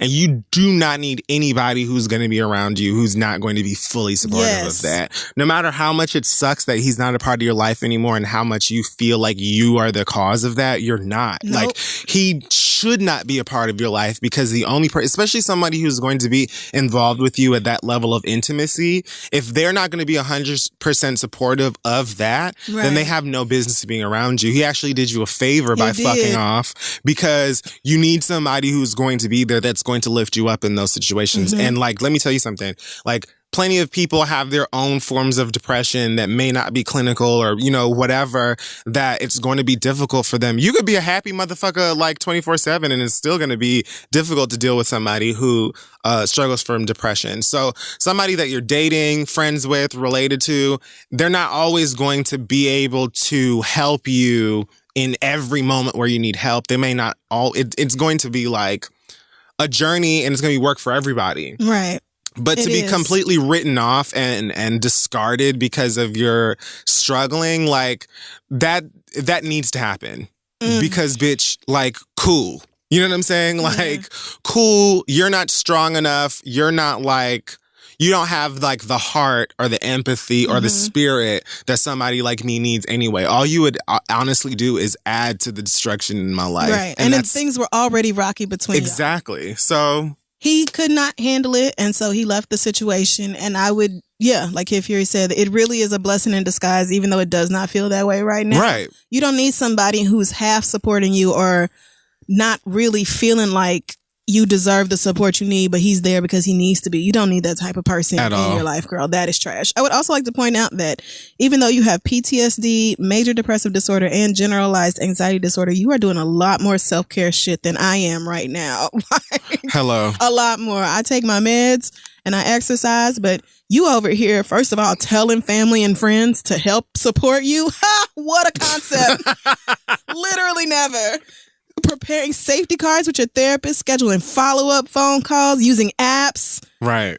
Like, you're equipped. You got straight A's in grad school, even with your anxiety attacks. Like, girl, you're doing great. Equipped. You know what this is almost like, in a way? It's almost like when you feel a scratchiness in your throat and you, like, know that you're about to get sick. Yes. You're sick right now. Yes. You know what I'm saying? Like, and you got to, like, ride this part out. Yep. Because you fully aware that this is how this works. Yep. And this is just some bullshit that, and on top of that, you're like dealing with the effects of your depression and all of this stuff on top of the suckiness of a breakup. Yeah. So it's like a whirlwind of bullshit right now, but like, you got this. Yep. Like you just mentioned, Crystal, like Home Slice right here has a whole, like, an armory. I cannot even tell you the last time I texted a friend like, hey, I'm really struggling mentally right now. Can we talk for a minute? Even though I should. Even you. I don't even text you like that. And I don't know why I don't.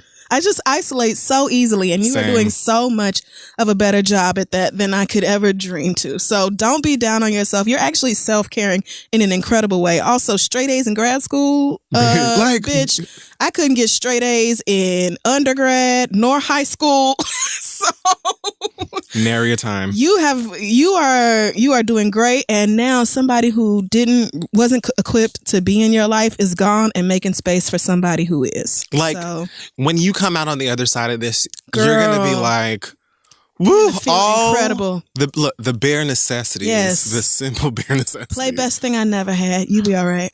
All right. So this letter, and green light. That's another. You holding up traffic, nigga. Green means go. That's it.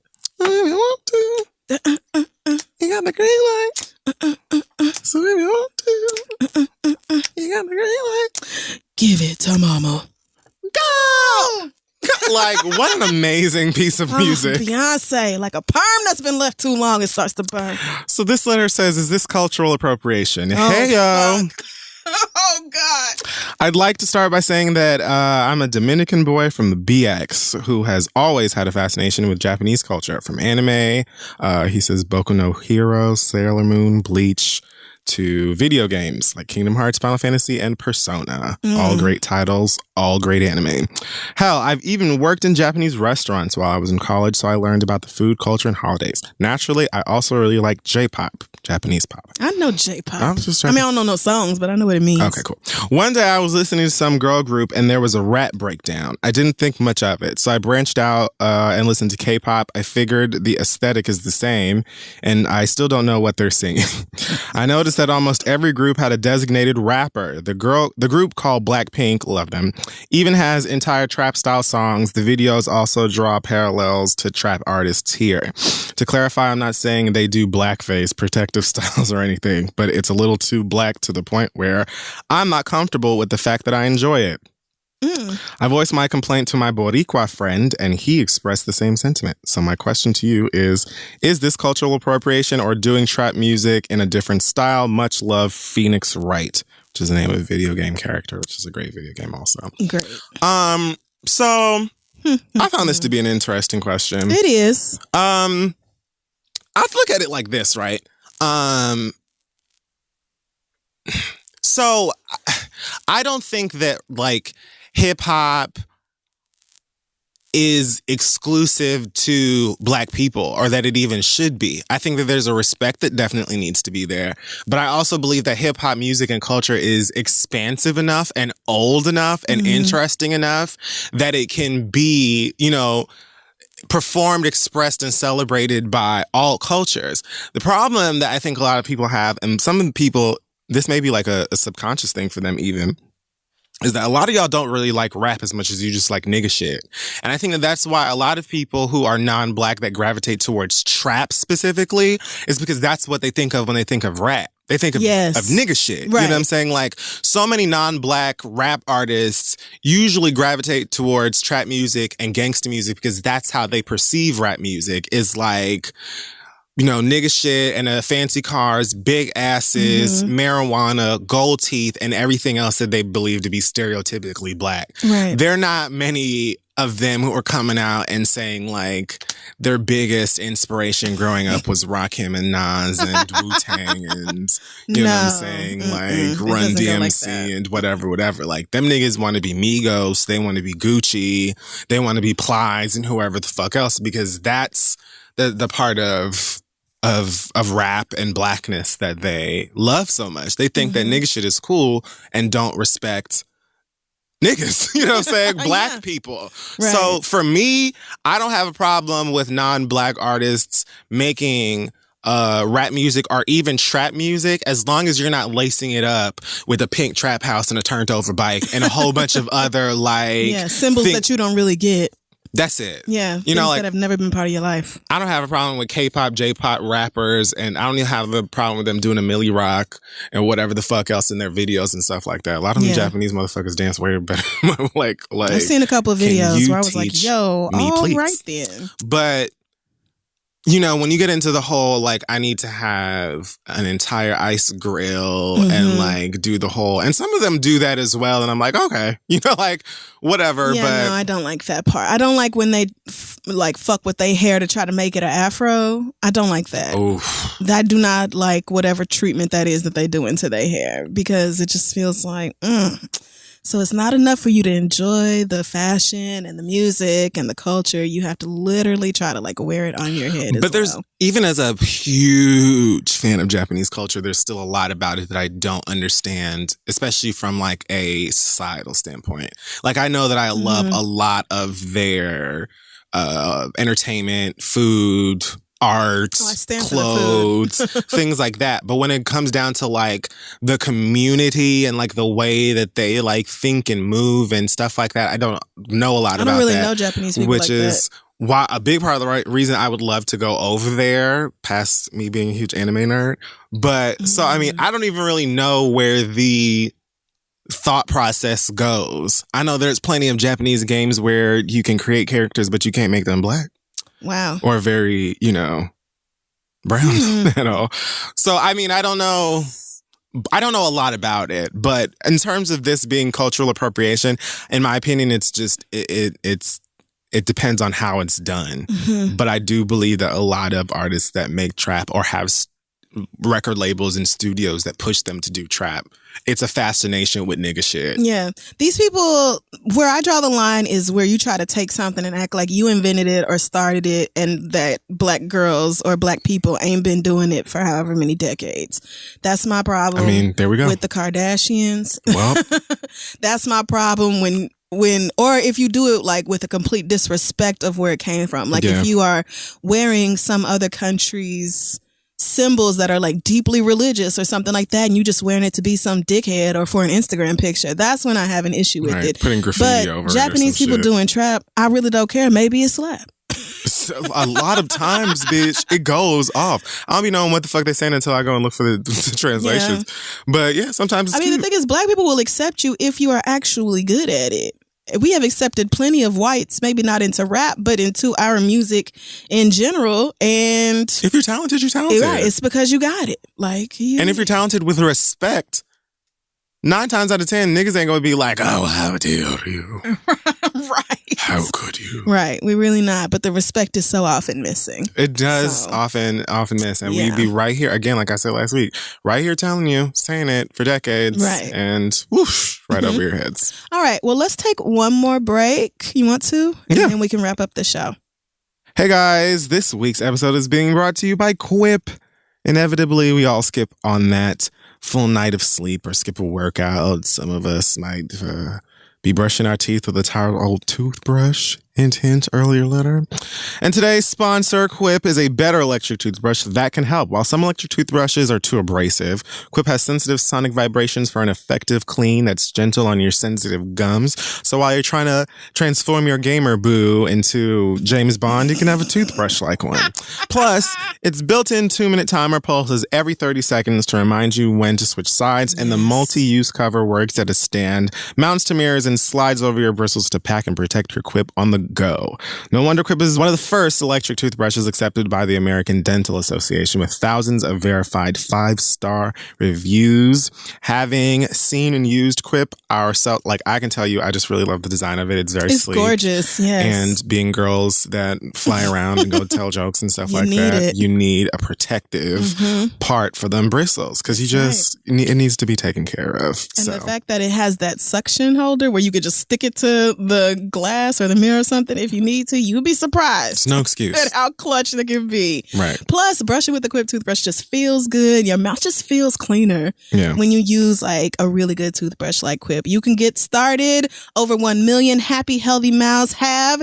Quip starts at just $25. All you gotta do is go to getquip.com/theread right now. You can get your first refill pack free. Yes, first refill pack free at getquip.com/theread.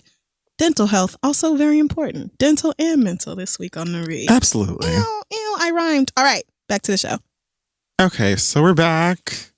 Do you want to do a few more? Do a few more, and then we'll let you guys go. I have a question here from Fanta. She says, to keep it short and sweet, my child's father keeps sending me dick pics. Oh, okay. We are not together, and I killed any dream of that happening about 3 years ago. Work. I can admit I messed up and slept with him 2 years ago for a little while, but after a very traumatizing and creepy sexual experience, I killed that too. Oh no. But ever since he continues on every platform to send me sexually explicit pictures, texts, and videos. I blocked him on Facebook, Twitter, and Snapchat, but I can't block him from my phone because of our child. But I really, really want to. It's to the point that he doesn't inquire about our child anymore. Just corny ass, I want to taste you text at 3 a.m. There was even one time he had our kid, and I texted him saying I was going to FaceTime so I could tell my child goodnight, and he answered the phone, jacking his dick. What? She FaceTimed so she could say goodnight to the baby, and he answered, not around the baby. No, what the fuck is wrong with this nigga? I don't know. I'm tired. Whoa. And I don't know what to do. I've told him repeatedly to stop, and he always says he's sorry and that he will. He does stop for a while, and then boom, there's dick on the sink in my inbox. Niggas. I am open to any advice you got. Wrong with these niggas, thanks. Bro? Love you guys. Fanta. I don't understand unsolicited dick pics, especially in straight relationships. Like, niggas send each other dick pics like, hey, what you doing? Okay. But even then, if I'm like talking to you about like what I'm watching on Something TV or else, something, right. and then a dick just comes out of nowhere, it's always just kind of like, okay. But I could see it being more offensive to a woman, especially when it's like, I don't want to have anything to do with you. Right, we're not sleeping together. So I didn't ask for this. In fact, I repeatedly asked you to not. Right, so now we're going into harassment. Yep, it's literally harassment at this point. And I'm assuming you think because we have a baby together that you can do this? you can do this. You cannot. You cannot. Keep playing with me. I will take this right to the boys in blue. Would you like a restraining order? Because you barking down the road of a restraining order. Like, for real, dead ass. This man is not allowed to harass you like this simply because y'all have a baby together. Why would you even the fuck want to? Like, if somebody tells you, like, hey, I nigga, don't want to see it. I don't want to see, smell, taste, touch your dick. I don't want to have anything to do with your penis. Right. I want to tell my baby goodnight. What the fuck is wrong with you, bruh? Right. Like, why is it still happening?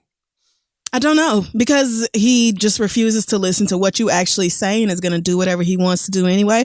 I would tell him, next time you send me your dick pic, I am going to take a screenshot. I'm going to take several screenshots, and I'm going to see what I can do legally to get you to leave me the fuck alone. Because I don't know how else to get you to understand that I don't want to see your dick pics.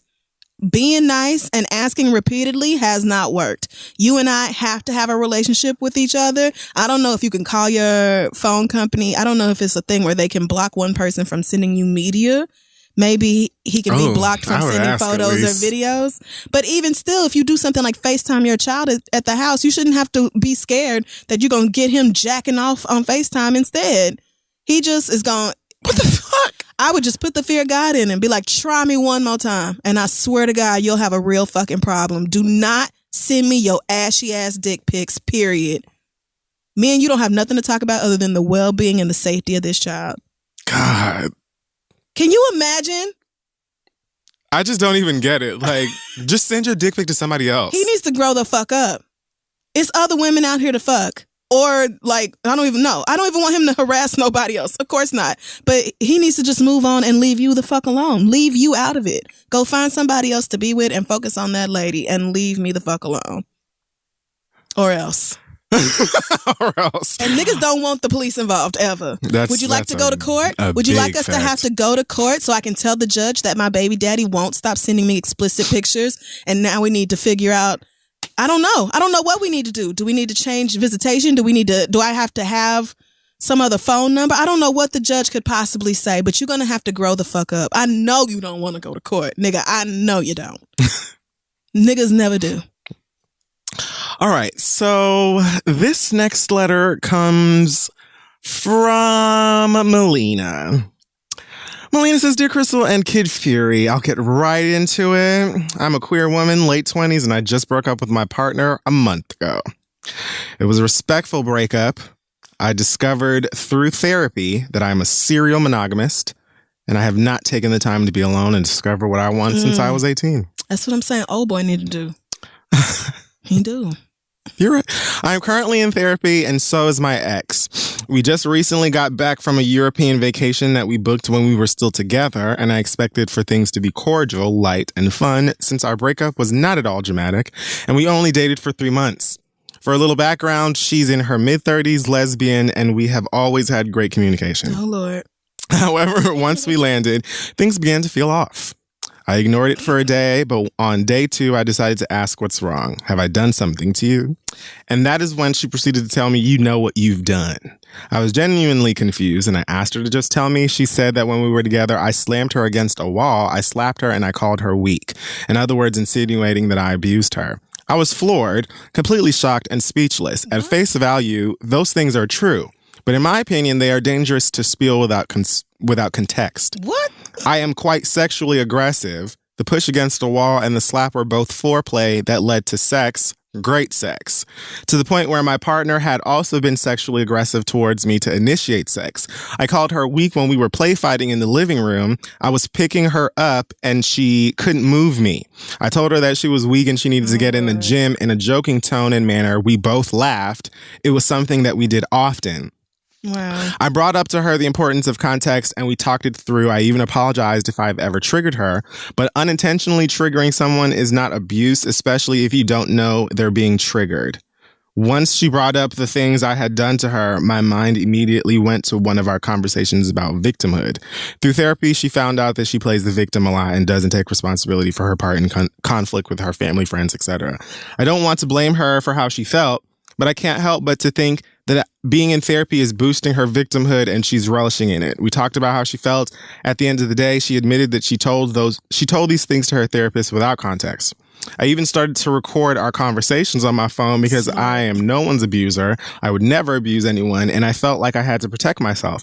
Now she thinks that we're cool and even proposed that we try to make it work again. But I am angry. I cannot believe that she tried to alter reality to gain sympathy in therapy and not consider how she was mischaracterizing me and events in our relationship. I am not a person who throws anyone away. I'm friends with the majority of my exes, but I've never been falsely accused of something so egregious. I feel like I can never forgive her. Am I wrong for feeling this way? Is there a path to forgiveness through this? Any advice would be helpful. Thank you both so much for using your platform to bring love and laughs to the Black queer community. Sincerely, Melina. Girl, what? Hell no, you better not be with this woman no more. Are you not? Absolutely not. You don't need to be with her. I think she's asking, like, should she forgive her or tell her to fuck off? Well, I know the lady was like, I feel like maybe we could try again or whatever. Yeah, I don't even think she's considering straight that. off top, I'm like, absolutely not. But forgive her for what? Like, I don't see any reason to. I feel like once she came to you and was like, hey, when you did XYZ, it made me feel fucked up or whatever happened and y'all talked it through or whatever, y'all probably should have just ended it right there and let that be the end of it, because she sounds like, I don't know, like she's got her own issues, maybe you have your own or whatever, and the way the two of you are trying to express them isn't really gelling up, or like y'all are having a hard time connecting with each other. You feel like she's playing the victimhood, enjoying victimhood, like relishing in it or whatever. Saying things to you that you feel like you don't actually do, or she's like trying to make you seem worse in therapy without context, that sort of thing. Because when you said it's true that I slapped her around or whatever, I was like, yo, what the fuck? Right. But if it was something that she consented to before sex and then y'all had consensual sex, then that's absolutely a piece of information that should be included when you are telling other people that story. So I just don't see, you said you're not the type to throw people away, but establishing boundaries of who you're going to let in your life is not throwing people away. And this woman has already shown that you're going to have to be extremely careful around her so that you're literally recording conversations. Right. Like you're recording conversations around her so you have proof to back you up in case she accuses you of anything. Sis, think about that. That is nuts. If you have to do that, that is not somebody you should be quote unquote forgiving and trying to keep space in your life for. For the fuck what? So she can drain you? So she can push you through hell for no good reason? Child. And you 20 something, she 30 something? Hell no. Absolutely not. So Nope. See, queer women be in fucked up situations as well. Y'all thought dating a girl was the answer to all your problems. It is not. Women are out here just as fucked up. So, no, absolutely not. Ain't no path to forgiveness as far as I'm concerned. I simply agree. I just do. Like, girl, what? I know this situation. I know that there be drama from of course, the ladies. Our side. But, child, like, this is outrageous. You're just gonna accuse me of abusing you like this? Right. Like, that we fucked the shit out of each other. It was amazing. You loved it. And you loved it. We laughed when I said that. Like, that's kind of fucked up.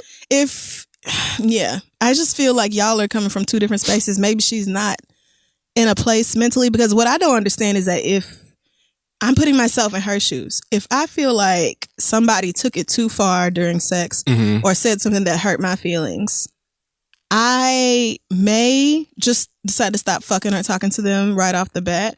I may decide to say, hey, when you said such and such, it hurt my feelings or whatever. Right. But what I am not going to do is then come back a few months later and be like, let's try this again. No, I'm not doing that. It's not even that you couldn't really feel something about that. And I would respect although I wouldn't understand, right, I would try to respect it. And she did say, like, I apologize if I triggered something in her and stuff like that. But, like, A, you're not telling people this without the context of the whole thing so that we can actually get down to what happened if something really did happen. Right. And B, you telling me I know what I did. I don't know what the fuck you're talking about. Like, no. Yeah, I would just be like, girl, I wish you the best, and I hope therapy works out for you and for me. Goodbye. And good luck finding, the lesbian of your dreams, but I am not she. Because we just not on the same page about things, man.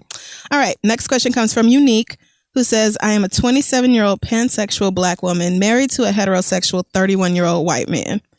We got married after 1 year of being together when I was 24 years old. For whatever reason, this made sense to me at the time. Because you were 24. Take note, 24-year-olds. Yep. Fast forward to now, and while I do love him, I don't love being married. And quite frankly, I miss eating pussy. He has more traditional views on life than I do. And the more time I spend with him, the more his shit get upon me nerves. I hope I didn't fuck that up too bad. You did the best you could. I did. I did my best. Woo! Problem is, we've bought a house. Our families love each other. Fuck! And all that other married shit. But I just want my freedom. He has no swag, so threesomes are out the question. Oh, fuck. And I don't even really want him involved anyway. Damn We've talked about opening the marriage, but he doesn't seem too excited about that. And now I don't know what to do. Is this a case of me wanting my cake and eating it too by wanting a stable home and also wanting to fuck women outside my marriage? Or should I just throw the whole marriage away? If you read it, thanks so much for what you do. Love you too so much. Love and light, Unique. Unique, I don't think that it's necessarily wanting your cake and eating it too. I just saw at the top, she said, hi, Crystal and West. That's going to be, there needs to be a Crystal and West shirt. We should make a limited edition Crystal and West shirts for the Crystal and West shirt. Anniversary show. I don't think it's having your cake and eating it too, only because you could absolutely have a stable household and have sex with other girls. Like, you could be married to somebody who would be cool with allowing you to satiate that. Because you missed lust, it. But it sounds like you aren't really feeling him like that in a marriage way outside of your desire to eat box. Yeah. Like, it sounds like you got married earlier than you wanted to, and you're just a little in over your head. She straight up said, I don't love being married. So, and she misses eating pussy. I would start considering not being married. Yeah. And again, when it's a dating situation, I'm all for, like, break up with him if it's reasonable to me. Is not a hesitation.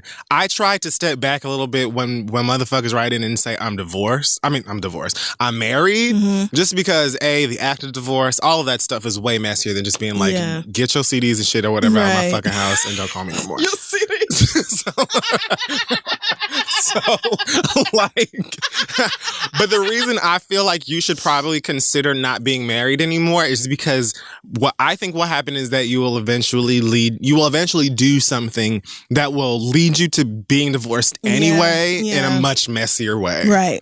You know, because if you want to eat pussy, it's only going to be so long before you eat some. Like, that's just that. You got married too young. You didn't even really know yourself. 24 is very fucking young. It is. And some people get married at that age and live happily ever after, but that is not you. And it's okay that that's not you. It is. You want the stability of having, this home that I guess you and this white man are either still paying for or bought together. And, there's a certain level of financial comfort that most people enjoy in marriage.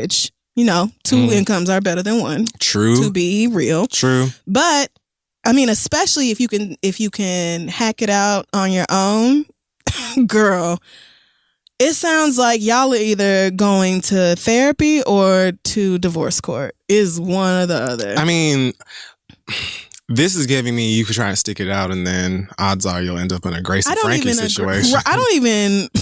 You know what I'm saying? Like, I'm not even trying to get you to stick it out. I don't think you should. Yeah, I mean, I don't either. It's just that divorce is like a difficult process, or lengthy at least. They don't have kids. They don't have kids, but they do have property. Yeah. And damn, girl, you bought a house with this nigga? And if he doesn't want to get divorced, then he can make it hard. He can make it messy. He can drag it out. He can refuse to sign the papers.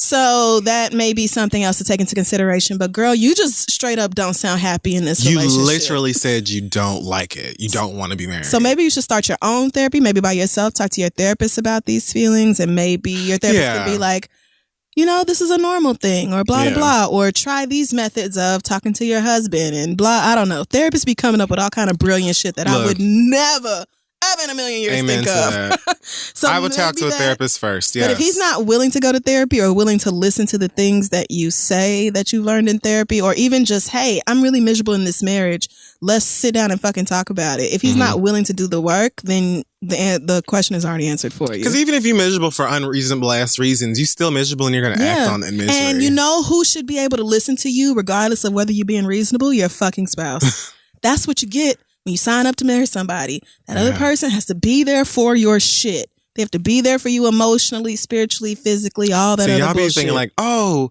he or she is so cute and I like them so much and the sex is so nice. Let's spend the rest of our lives together. Oh, that don't work like that. What you gonna do 7 months later when that nigga... This is why I can't with like the quick marriage and I'm gonna dive right in. I need to hate your guts first. Like, and that sounds strange, it does. But you know what I mean? Like, I need to just meet as many of the parts of you that are challenging first before I decide I want to spend the rest of my life with you. Because I need to be like, okay, I don't like this about you. I don't like this about you. And that gets on my fucking nerves. So that I can decide whether or not I can... Yeah, you were young and y'all had only been dating for a year, which is not really that much time. And yeah... Good luck to you. If therapy don't help, then girl, you know what you got to do. I mean, I'm just saying. Don't go into your 30s miserable and feeling stuck in this marriage. You can get out, especially when you don't have kids. It's easier without kids. It's much easier without kids, and it's still hard. But girl, at least you don't have babies in the middle crying. And maybe you can just go live the single life, get you a roommate. Y'all have a cute apartment. Maybe a cute one with a nice clean bus. You know, eating pussy and on the apps and having a good time. That could be you next year or this year. Good luck. All right, so we're going to get out of here because we're running out of time. But before that, I really do want to do a really quick read. Great. Oh, okay, fantastic. So as we've discussed, Kingdom Hearts. I'm enjoying it. I don't give a fuck about what's happening on the internet right now. Like, don't care. But I saw yesterday on the internet a girl whose Twitter name is, oh, I'm so sorry, sweetie. I don't even know how to pronounce this. Sorezia Ballad. Oh, it's probably Soreza, like in Bayonetta. I'm going to just say it's Soreza Ballad. But she posted a video where she was streaming on Twitch trying to play that Anthem demo, I guess. God bless. Girl, I hope you got in because I didn't. I'm pissed about that and that's separate.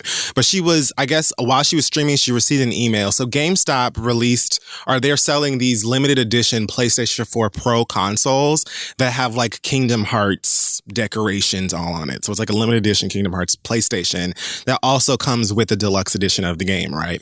So a lot of people who are huge fans, bigger than me, I guess, decided that they wanted that one, right? So I already have 2 PlayStations. I didn't need to go get another one, especially not a Kingdom Hearts one. I just wanted the game. I'm cool. So some people like Soreza, and again, I'm sorry if I'm saying her name wrong, black girl, traded in the PlayStation that they had to like get the credit or whatever towards the limited edition one with the game. Right. GameStop fucking oversold on the PlayStations during the pre-order or whatever, right? Which was forever ago.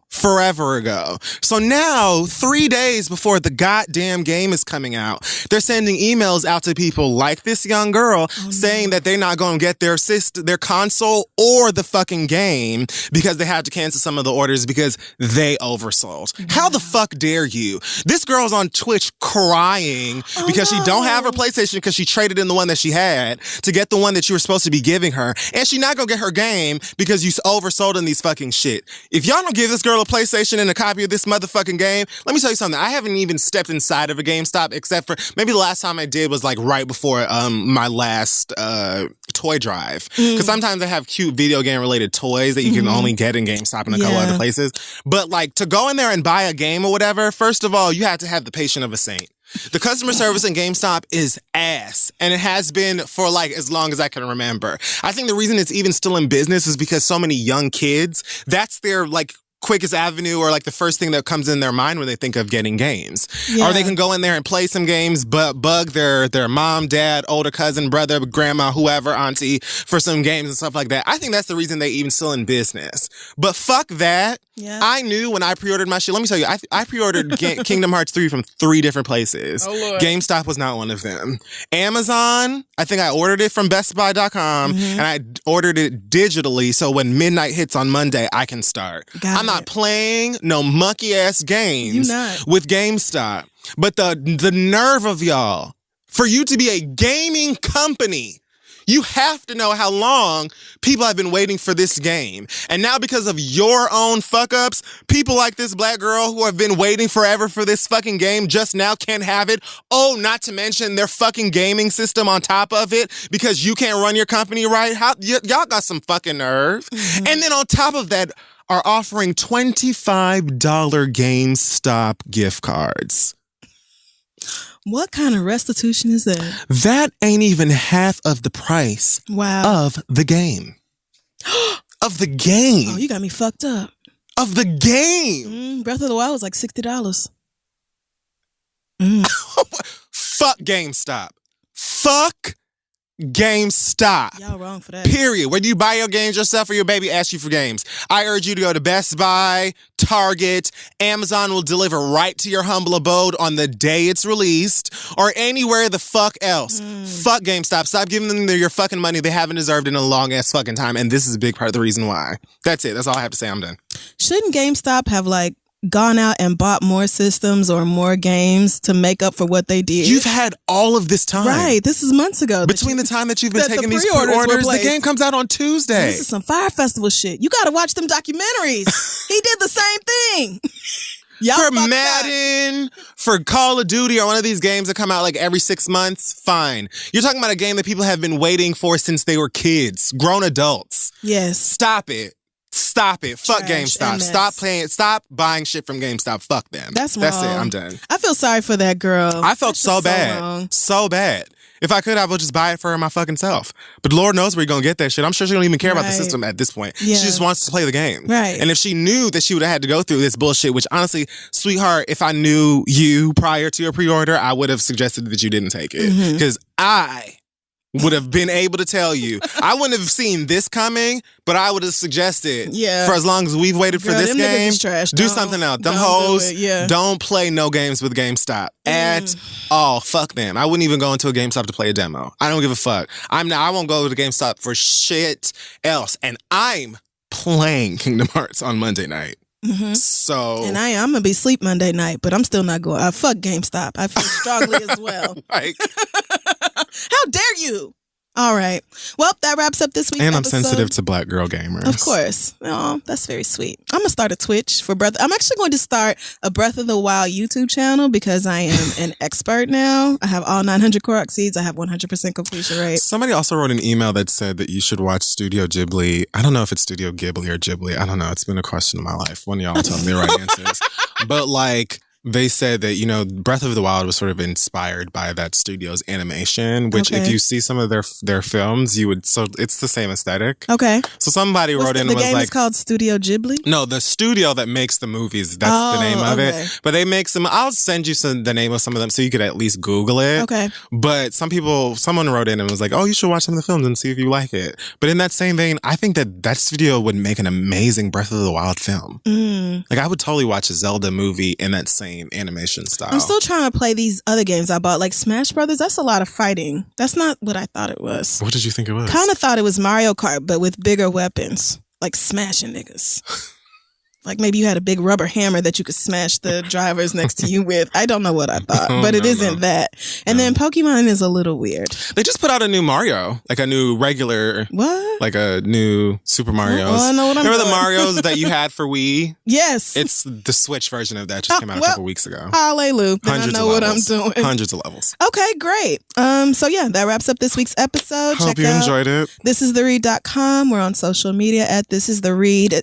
Tickets to our anniversary show next February. Isn't it sold out? Well, I am on Ticketmaster right now, and there are We're on Ticketmaster. 17 seats left. What is this? I don't know. So yeah, if you don't have a seat yet, one of the 17 are available for you at thereadlive.com. Also Tulsa, I will see y'all next Thursday at Rudisill from 6 to 8:30, talking about how I got out of Tulsa and I'm sorry. how much I love my country upbringing, but at the same time, am never, ever going to live there again. Okay, great. Can't wait to see y'all then. Kid Fury, any news for you this week? I'm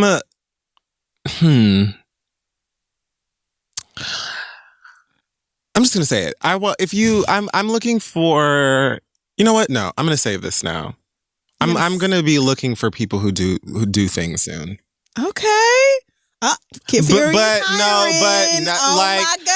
down. It's not giving that. It's not. I shouldn't have said nothing. That's not what I said. That is not what I said, and it's not the truth. You should have known, because it's not what I said, and it's not the truth. And turn it up to the 100 pounds. What we do. I am not looking for anything involved in a project being written for a network. That is not what I meant at all by that. No, he's casting for his other projects. I didn't even say nothing about shows for networks. You said that. See, now telling on yourself. What? I'm going to get so many headshots. It don't even matter because I'm playing Kingdom Hearts. So I'm not looking at shit on It's going to be fine. All right, guys. See y'all next week.